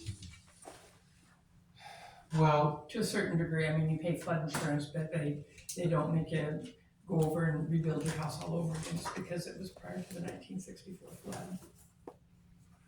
well, yeah, you're talking about grandfather. Grandfather clause? Right, and, I just don't know why they don't implement that on commercial buildings that we have our downtown filled up. I just feel like that's, the demon in the closet. well, that would fix a lot of things. And it's so reasonable, I you know know, and makes sense. And no, there's no willingness for FEMA to think about that whatsoever, none. it. Is there a way to Yes, open that up a little bit and try to shove a piece of paper that says in we're there? gonna try. Okay. We're gonna try. And that's, you're kind of getting into the bigger picture of what we can do maybe as a council or something. But, I would be interested on trying to help out the community on this if you needed some kind of support from what I do for. it might take all of us, Okay. you know, to get through, this onerous, Mhm. these onerous regulations that are destroying our downtown. It is destroying our And, community. I'm not giving up hope with the spot. What do you call it, like Lomar, it's a, you Oh, do, yes, you do yes, a, yes. buy building, buy site, buy building to go through your compliance. Mhm. That can have some success in some cases, so we can't give up on that. Mhm. That's an individual basis. But you're talking about a bigger change. Some way of carving out some exception for our downtown. This isn't a regional thing, this is just city of Sheridan. I know. And this is a unique thing in the whole Willamette Valley. We got it, I think there's still some mileage in our case. Yeah, because of the housing, they just draw the line on commercial, which is of course gonna stagnate our growth. Oh, yeah. All right. And it'd be different too if it'd been sitting like the 106 building for years and years not being used. There's a lot of buildings that are like the US Bank. They do something that would make it would make a great restaurant. It's got the parking and everything there to facilitate it, but I'm pretty sure FEMA will come in there and put the screws to that too. Well, that's where certain sites are better candidates for the individual compliance process. But when we start talking downtown, the housing exemptions aren't that helpful.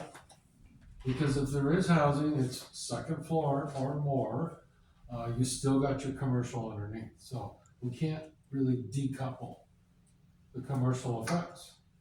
When we're talking downtown, it all starts with the commercial, really. It's a tough one. You bet, it's a tough one. Any other comments on that report? Okay.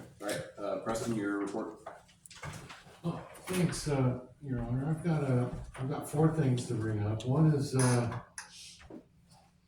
mayor and I met to discuss an alert system called Everbridge, which really is the industry standard in many ways. It's also the state's contractor for emergency services on a statewide basis, and we're eligible for some of that just by being here. So there are some good services that this company provides that could pertain to some of our needs in Sheridan. So we still want to look at the provider yet that works with the school district, and also another alert system that's a multi-purpose vendor like the one we saw, Everbridge. So it was a good one to start with because I think they are what all the others compare themselves to.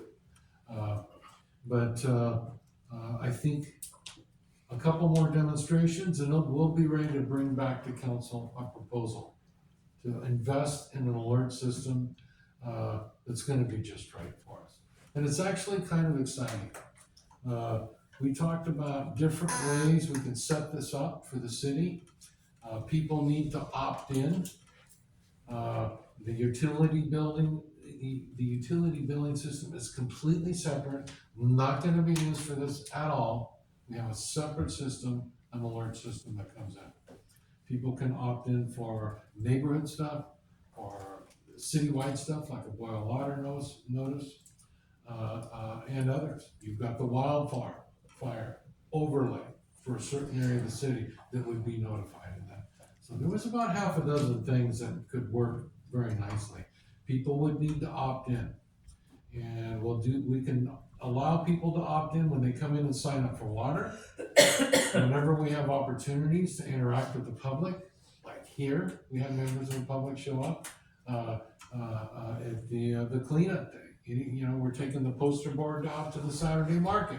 We've got a laptop there, we can sign people up for their alerts. Whether it be text or email, basically. And they can opt out at any time. And it can be an ongoing thing that we can advertise. Anyway, I'm excited about it. I think it's a good system. What'd you think, Mayor? Yeah, it was similar to, so we talked about the system the school district uses, that they use kind of two different ones.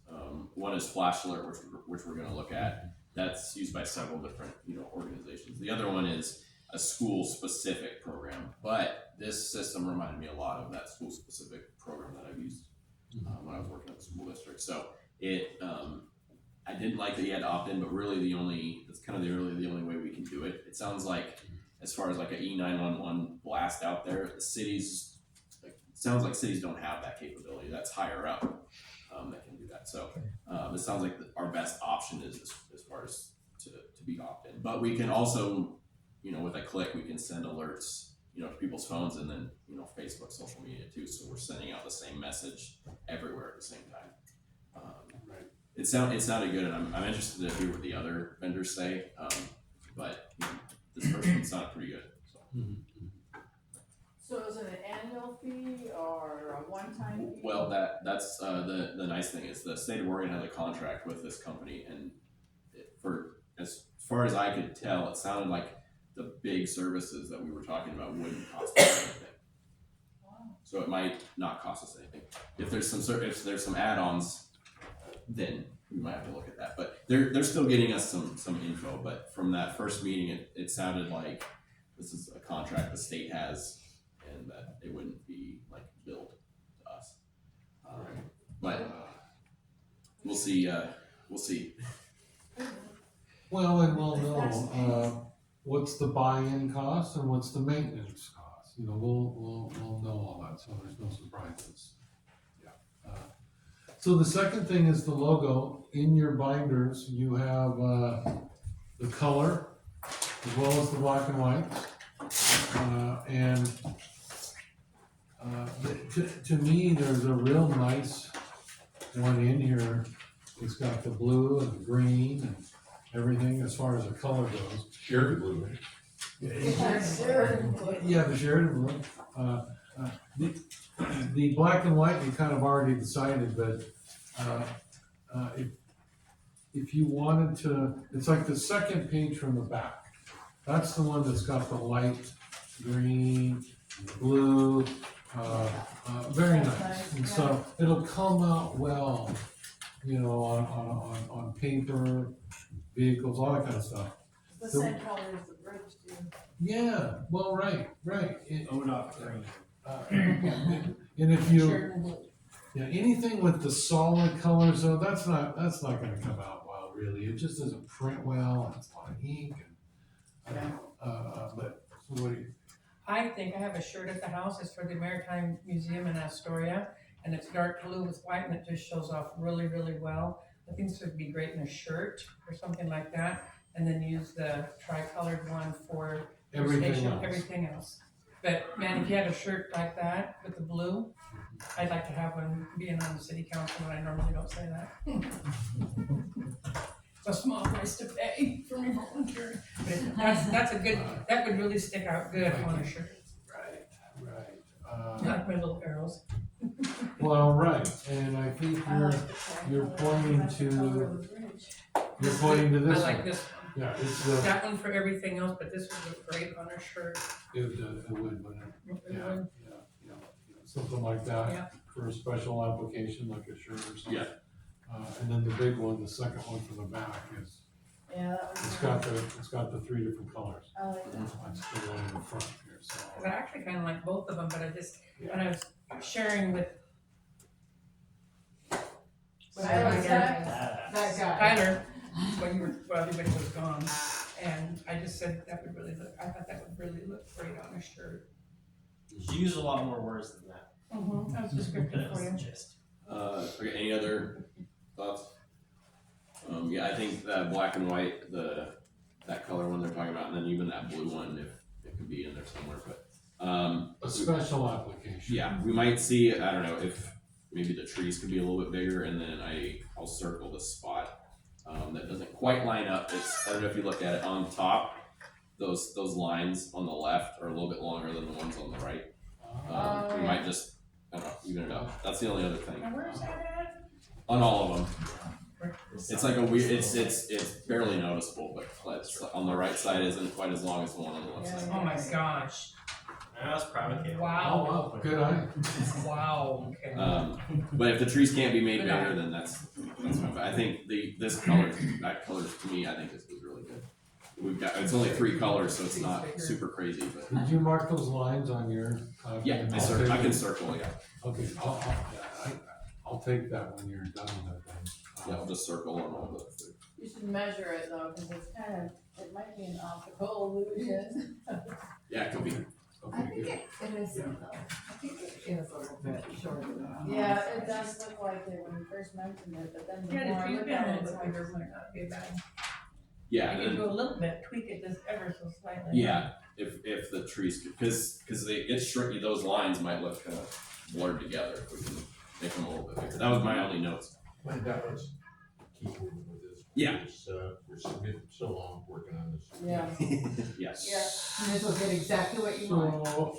So council's done with this now, right? Yes. Well, pretty, I mean, I think the colors, I think, are right on, but if the trees could be a little bit bigger than that little line thing, I think that's it. Bigger by Unless- wider, you mean, or taller? Cause they can't go much taller. Either one, see what you can do. Okay, If it can be changed at all, and if not, then I guess deal with it. But go with the flow. yeah, that was my only thing. So, Are we good with the logo then, or do you want it to come back? No, we're good. I think we're good. We've been working on that. Hard to wait to so see that long. letterhead, hard to wait. Just ask me what size shirt I'll be wearing. We gotta get some shirts, yes, all right, great, thank you for that. The third thing is, the September meeting, now you're all gonna meet next Monday. The following Monday. You would are have been- too, right? Yes, Okay. I will be, You said yes. you will also, I'm like, okay. right, all of us, right. The following Monday is Labor Day. That would have been your first Monday of the month. I'm thinking no work session for September then. We're gonna come back with a regular meeting on the 15th. There won't be a work session. I'm gone for those 6 days. And then you have a meeting next week. So we cancel the 8th. Hold on, Liz. That's right. You can go ahead.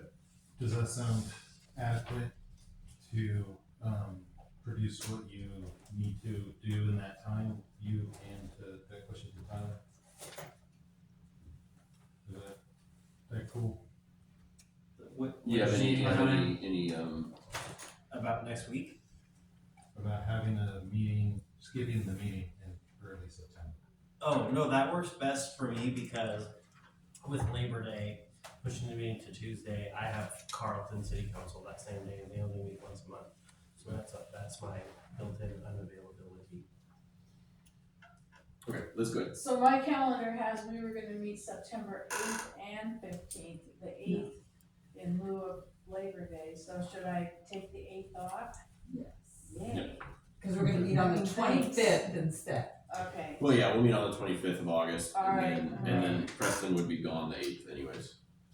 alright, got So on the 25th, you don't know where it's gonna be, do you know Here. where it is, and what time is that? 6. That's 6? Right, we'll get all the notices out tomorrow for that.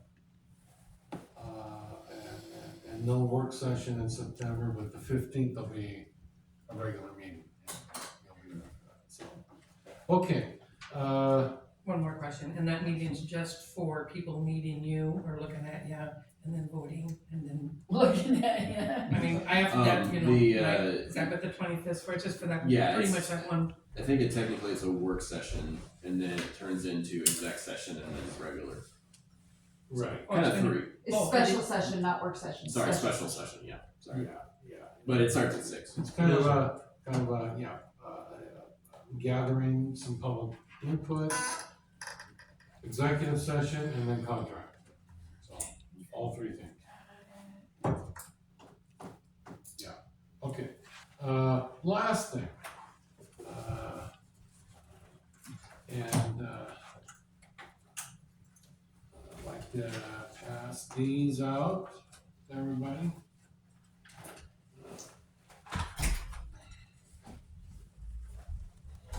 One of those there. So more you can pass out.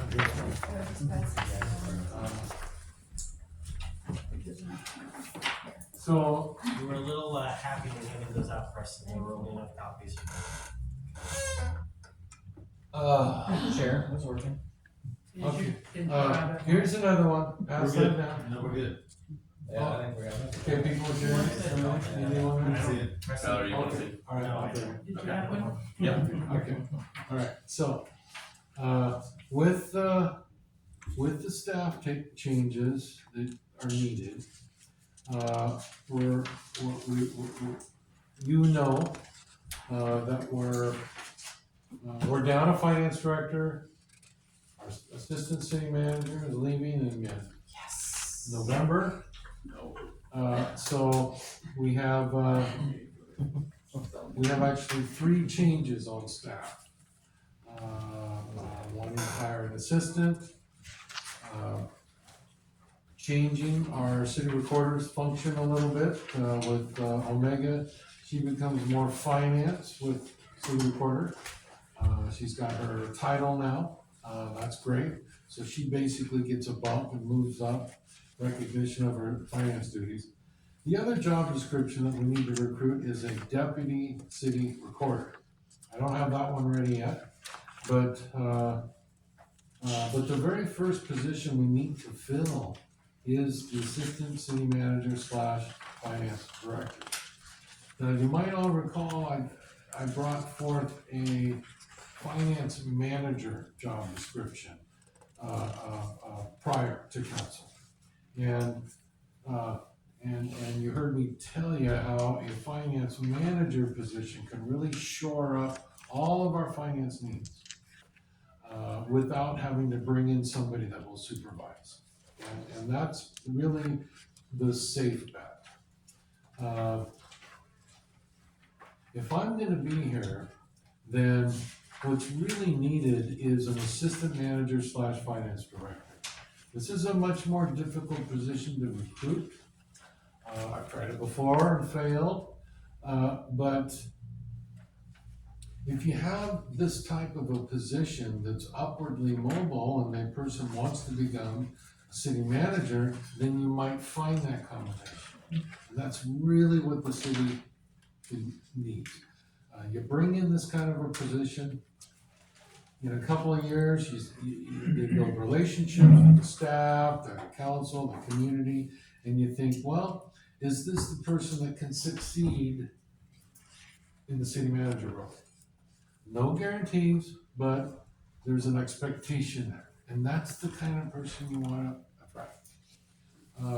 Why would a finance director just wanna be an assistant? Well, they don't. They wanna be a city manager maybe. But good finance directors, why do they wanna get involved in that? That's why it's so hard to recruit. So, I think that with me being here, we can recruit successfully for this kind of a person that can come in and do the finance director, supervise that office staff, and provide those assistant city manager functions because they want to succeed and become the city manager. And if you have a 2.5-year contract, they can smell the coffee a lot quicker. Exactly. And you can groom them to Training. Yeah, I just like to throw that out there to get people Yeah, wrong excited. Not really, I wanted to get, I'm just checking, you guys are paying attention. And, get ready to, so they'll be able to qualify, even though we would still open it up to other people, because I'm sure that you'd be in that process regardless, you know, to find one, but nothing like having someone learning, it's like on-hands training, is what it reminds me of back Absolutely. in the olden days, you know. Exactly. So you're bringing in somebody that, they're not happy being a finance or assistant. No, they wanna be a city manager. That's the way you're gonna attract a person in this position, and I think we're gonna get it.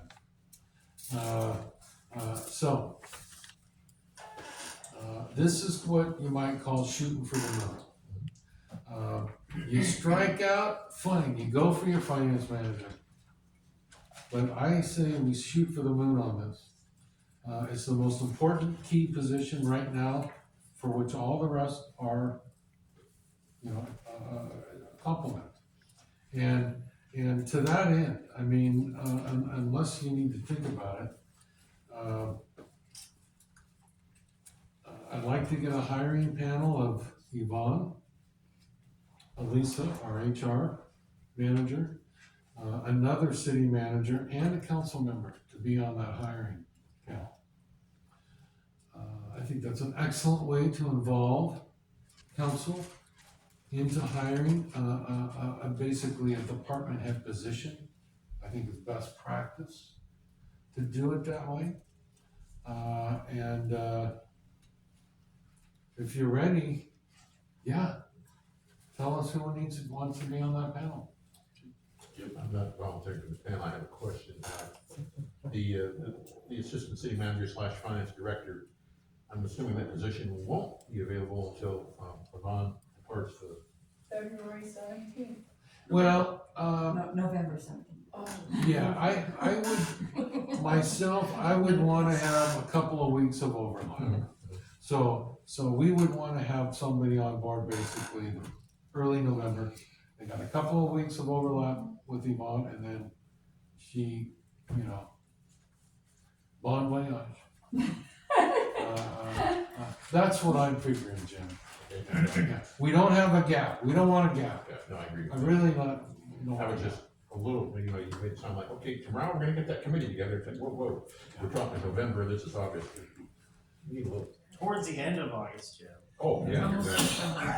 Yeah, this would be an open recruitment, you bet, just like all the other positions, when we go out, and hire a deputy city recorder, that would be an open position. I don't wanna have two recruitments going on at once, so the deputy recorder position would come in right behind this one. Yes. This one's called your deputy recorder. No, that one's finance specialist and city recorder. So I don't have the job description for deputy city recorder done yet. But that's one we would recruit for. That was basically the position that Omega had, was the deputy city recorder.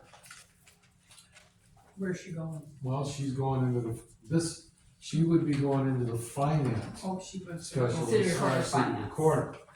She And would get a promotion, basically like a 5% raise for all the extra financial duties, and she would move into that role. She would be our city recorder. So what is a deputy city recorder versus a city recorder? It's somebody that comes in and learns the ropes for public records management, public meetings management, learning all the ropes and becoming, like city recorders are, just immersed in all different departments and assistants. Like Omega has done, like Yvonne has done.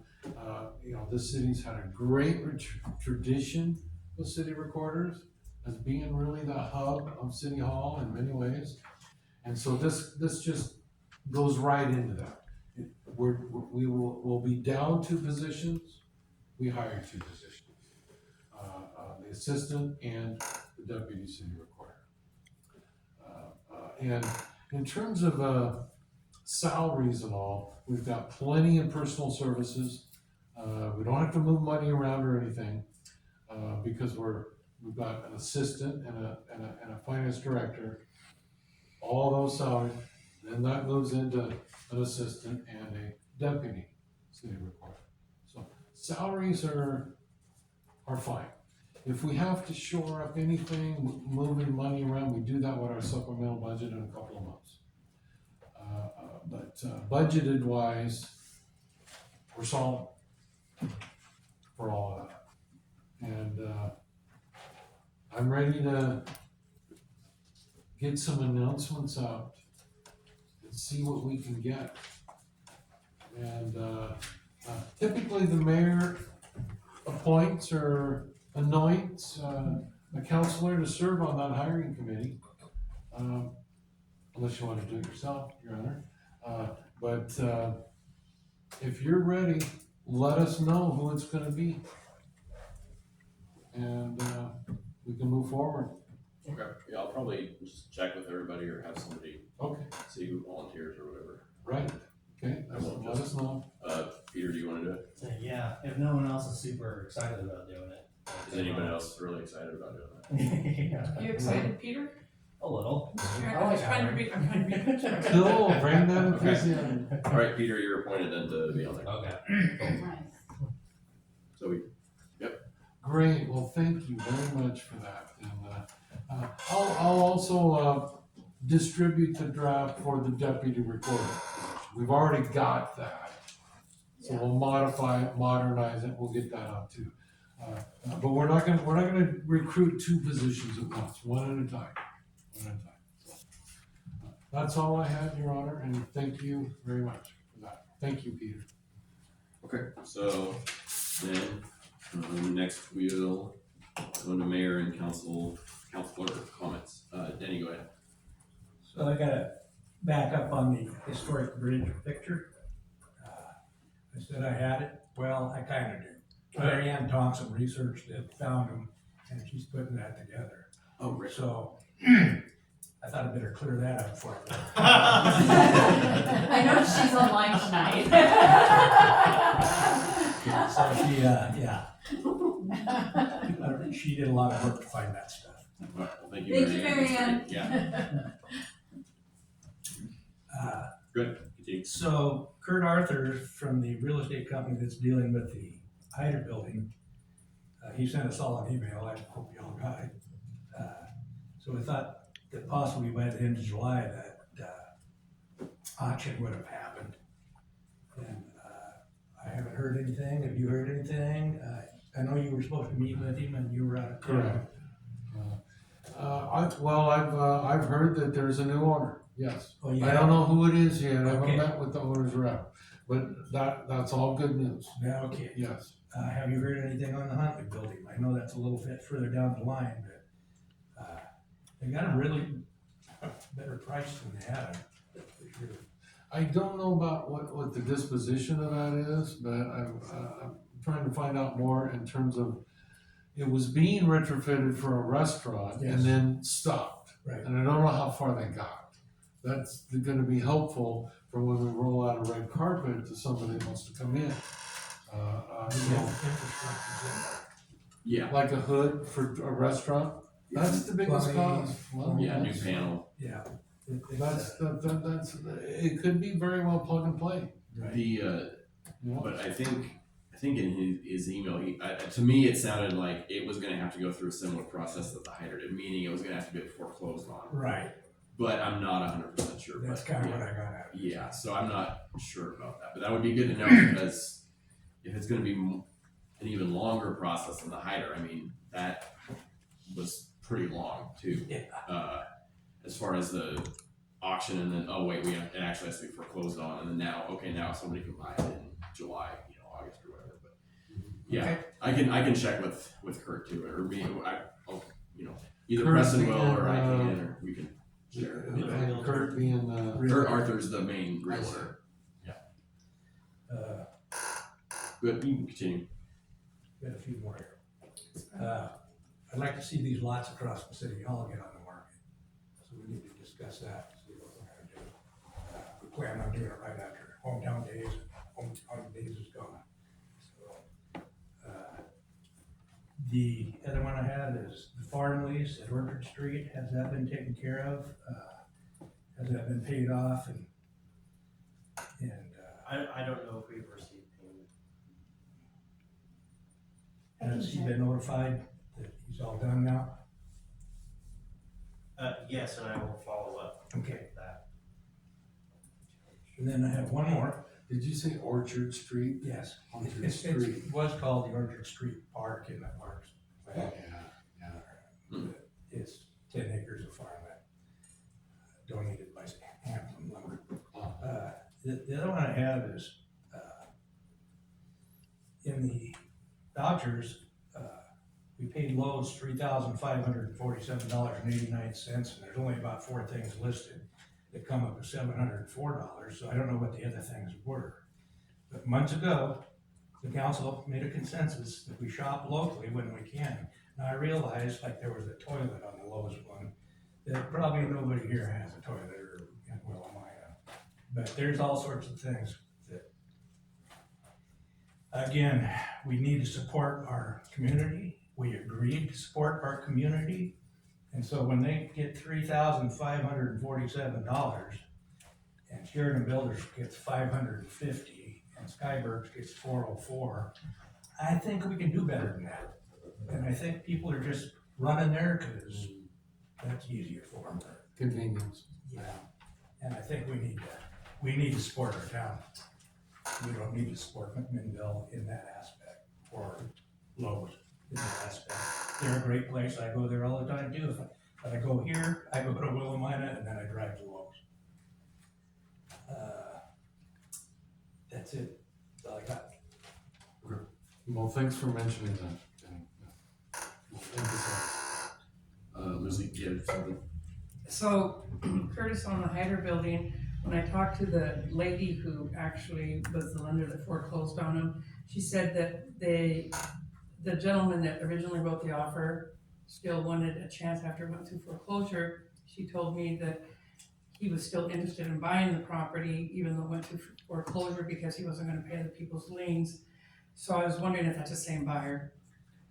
I would guess, assuming that they're still interested, it sounded like after the foreclosure process, the person who won that auction got first, I guess, dibs at that building. And if they passed, then it would go back on the open market. And it's been a month or two, so I'm assuming they want to move forward, otherwise they would be for sale. I was just wondering if it was the same. I was gonna call her too, just to find out, what was going on with that building, but the last time I talked to her, she said that the original buyer still wanted it. They were just waiting for the foreclosure process. And then, on the Huntley building, if they were gonna make that into a restaurant. Now, mind you, in my building, they were putting in a dishwasher and a sink that cost less than $2,000. And FEMA said, you gotta do this whole seismic thing, which I'm still gonna challenge. But if they're doing that to my building that had been used for it's never really been empty except for right now, because I'm not willing to give in like other people are, that Huntley building is gonna definitely fall under change of use. And if they haven't thrown the book at them like they were trying to do to me, they probably will, because that sucker's sitting right on the river. So I would expect that if somebody doesn't know that, somebody might wanna tell them that, because that's gonna be a big issue for anybody who tries to do anything different than what it was almost in its prior life. Well, wasn't the Huntley a restaurant before though? It was a bar, Oh, okay. And the pizza. Yeah. but it was also an insurance company. So that building's long enough to hold like 3 or 4 businesses. So now, you're technically, in my mind, gonna have a change of use, because they're gonna have a really nice facility, and then COVID happened, and nobody would loan anybody any money. That's kind of how that thing went down the tubes. Yeah, I wonder, at the time, it would have been the person doing the work that would have to get the permits. I don't know if whoever gets in there, if they're gonna have to do some FEMA type work or not. I don't know. No, neither. That'll be up to the owner when, that gets sold. But yeah, I guess that's something we can mention to Kurt too when I talk to him. Well, if anybody is interested in investing in downtown, I would love to talk to them. Yeah. And roll out the red carpet. We're gonna be doing a lot more to provide incentives for investors in our downtown. That's things that we can do, regardless of what happens from the feds. So we're definitely gonna do our part to attract investors. Lucy, anything else? Yes, I think that we should go to the museum and ask them to pick out some really great pictures prior to our bypass. And they could definitely put those pictures up, and they picked out some really great ones when they were next door to me, and they actually were a stencil that you put on the window. But they would have pictures of Sheridan when it was in its prime. And I think, yesterday? Huh? So yesterday? well, yesterday I talked to Because them. Sheridan was in their prime yesterday. Like not a long time ago. Well, you know, Sheridan's always. Well, there's some pictures at the Riverside too that are. I mean, like, we had a Timrick and McNull's, we had a furniture store. Right. You know, A bowling alley. Scrooge's at one time was, or the Huntley building, there was a picture I saw where it was a meat store and there was like a pig hanging in the window, like they hang in there, you know, I mean, I thought it was pretty awesome myself. But, you know what I mean? Yeah. But it shows the different businesses that were actually, you know, in that building. We had a theater, you know, the Green Frog, or AKA, you know, the Horny Toad. It was actually a movie theater with a big, beautiful, like, there's probably nobody, well, yeah, there's a couple older ones. You know, when we used to do Saturday night at the movies, and they would just flash this big neon sign and it would tell you what movie was on Sunday night. That's what used to be in front of the Green Frog, and it was actually pretty cool. It was pretty cool. So I think it would be kind of nice to inspire, you know, and it would also give people an idea, because where Figaro's was, I think, Tim Reeks, and it had an awning that was really cool, like a half a circle. And it was really a neat entrance to go into the building. And it might inspire people, if you can get them to come here, to, you know, if you wanted to retrofit, because was it brought up tonight about the facades, maybe kind of going with the flow of, you know, that brought up somewhere? And that could maybe help, you know, give the imagination a place to go. You bet. Where Sheridan used to be this hub of activity. Mm-hmm. Our downtown, and to show that in historic photos, I think is very important. Okay, next, Jim, do you have anything? I do. You wanna? All mine is financial, of course, because I dig into that a lot. I want to let everybody know that between the bids we approved this evening, and we add to that the money we spent that's in our financial report, this meeting, we talked about $1,115,669.04, which for a little town like us, that's a bunch of money, just this meeting. For projects. Yeah, between the expenditures and then the bids that we approved. I think another thing we need to consider is, yeah, we're hoping to get our resolutions where we have a negative deficit. The resolution 2022W, which is the Yamhill Street project, we're still down $73,641.76. Be nice to have that come back, but crossing our fingers. And then, of course, the Southside Park, $673,491.76. That's a bunch of money. So we're hoping for refunds, or whatever they want to call it, $747,000 plus, $747,133.22, which is a bunch of money that we really could use, but we're still in a waiting mode, which I think sucks. We have no updates because we don't get updates from the people that could help us. And then finally, the $82,000 that we weren't planning on giving to the federal government comes in. So in reality, tonight we're over $1,197,000 plus just in money that we have allocated this evening, which is, to me, I wouldn't know what to do with $1 million. So, you know, our city is just going through money like crazy. praying that you're right, Preston, that we got this going. I also wanna mention that I worked with, very closely with, Omega on Thursday, signing those checks. She's got the hang of that. She is just really sharp. I asked her questions. She said, "Oh, that's an easy one. I thought you were gonna have something tough." I thought it was tough. That's why I asked. No, she really, is clued in on the finances. She's almost, I say almost, got the, PGA fiasco where we had, delinquent notices coming from PGE. She got that mostly taken care of. So yeah, things are getting much smoother. One thing that I did ask her, she probably doesn't want me to repeat, but I'm gonna say it anyway. I said, Omega, if we get a full-time finance person, is this gonna smooth out? She said, no. She didn't hesitate, no. So apparently we still have some work to be done, but I think she's on it big time. I think that's great. Great. Right, Liz, Okay, so on July 24th, one of the public works employees was spraying the curbsides up in my neighborhood, spraying for weeds and grass along the curbs.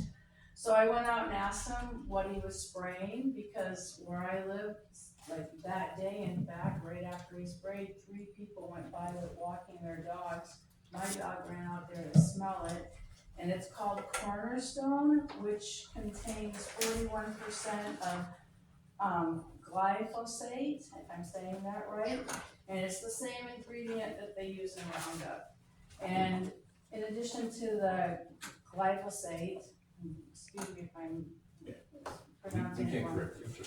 There's an additive in it to increase the adhesion to leaf surfaces, and that chemical, both those chemicals have been linked to cancer, and I researched this before I came in. So I'm concerned about this spraying in our neighborhoods, without at least warning people that on this day we're spraying, because the Cornerstone, the people that produce it say that, well, it dries in 2 hours and then it's safe to go out. The public works guy told me when he read the label, it says 12 hours. So I think people should be well aware of spraying like that. I've lost 2 animals to cancer in this town.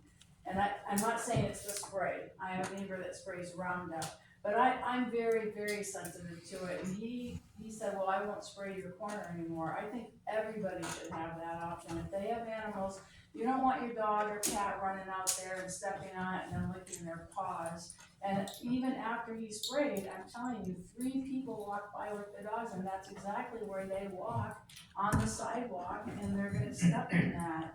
So, that's my proposal, is that we at least, just like with water shutoffs, we give people a notice that Public Work is gonna spray this, Cornerstone Plus, this chemical, and they know, so they don't take their animals or their kids outside for a period of time. And secondly, they have the option to opt out of having the front of their house or myself on a corner sprayed. Because, I mean, I would rather just go out, which I always do with my weed whacker, and get rid of them. I don't wanna deal with a chemical that my animals are gonna be exposed to. And I brought some information, if the council is interested in at least giving the citizens that option.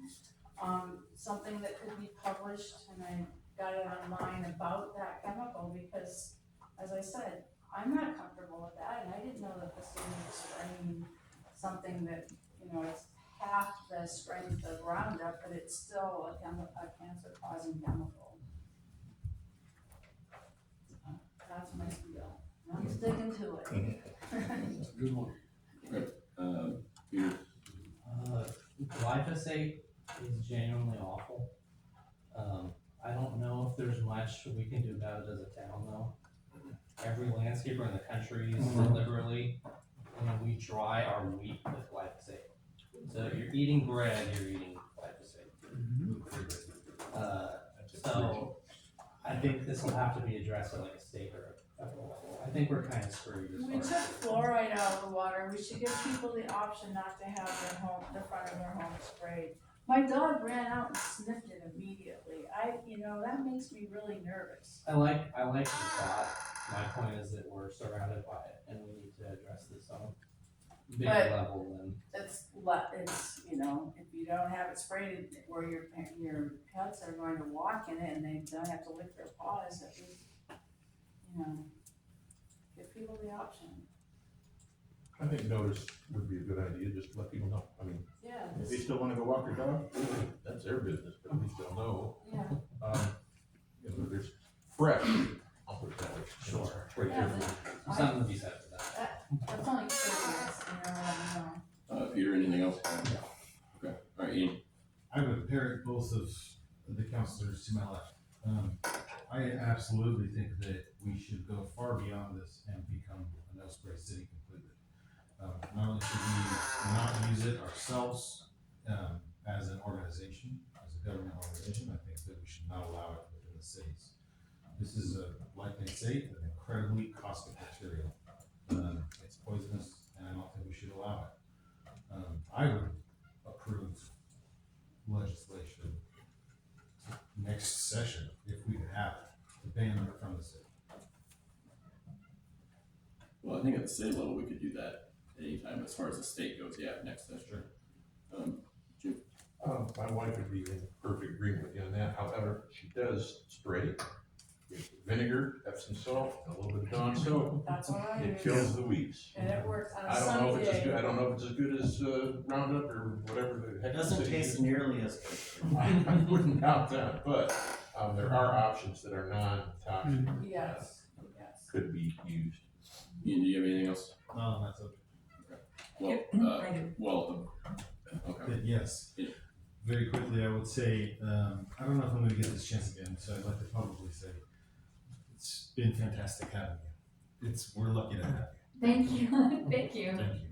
And congratulations on your retirement. thank you. She'll be here in November. I'll hang out with you a little You longer. can tell her everything. Yeah. Tyler, this doesn't get said very often, but you do a fantastic job.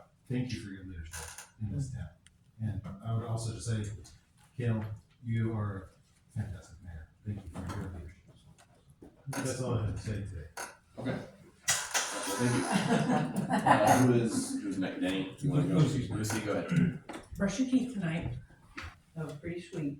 Anyway, so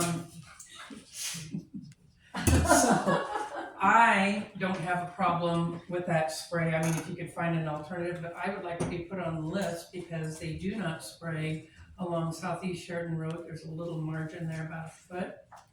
And the grass, and it also rolls down the alley between Sheridan Road and IGA Select Market, whatever you wanna call it. And there's weeds there, and they're like a foot tall. I'll have to go down with my weed whacker, which I really don't wanna do because, the alley's there. And I'd like to see the city spray that they used to. I wouldn't mind being told because I have a dog too. I would just make sure the dog wasn't outside the day they were gonna spray or whatever you wanna call it. But I don't know why they quit spraying, but I've had weeds down there growing like a crazy person. I used to get asked once in a while, hey, would you like us to spray that? And I said, yes, I would. So I don't have a problem, but I would like to, since there's that awareness of the chemical, that I just kind of like, hey, we're gonna shut your water off between 10 and 2.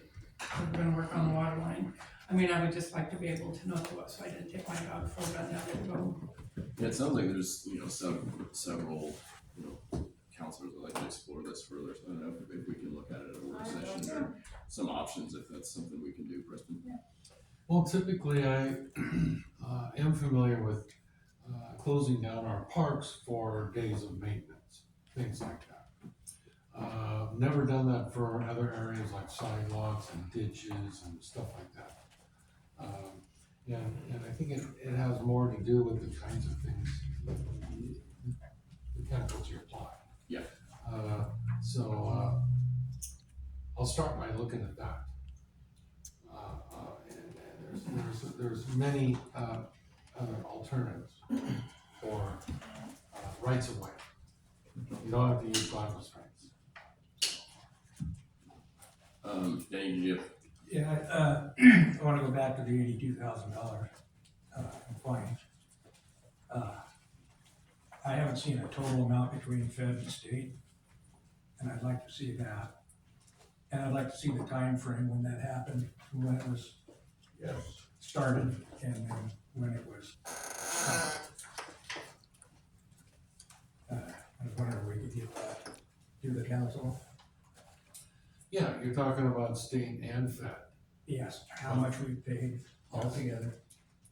Correct, I can do that. Well, I can, And the start time of when it was discovered, what date it started, because it seemed to have gone on for a while. And Like- when it was correct, Like, so, like when it started being delinquent, or just when it was found out? when it started being delinquent. Okay. I just wanna put it differently. What the hell happened? That's what we wanna know, and why? That's what I wanna know about that. oh, you mean the- half of that can be- $82,000. I can- Money. I can answer the federal one rather simply and quickly. Yeah. We did not file our federal 941s for third quarter or fourth quarter of last year or first quarter of this year. So, which meant we received penalties. We found out in roughly June, and we got them all paid, all of those 941s filed and paid before the end of June. But we received heavy penalties and fines for not having those filed.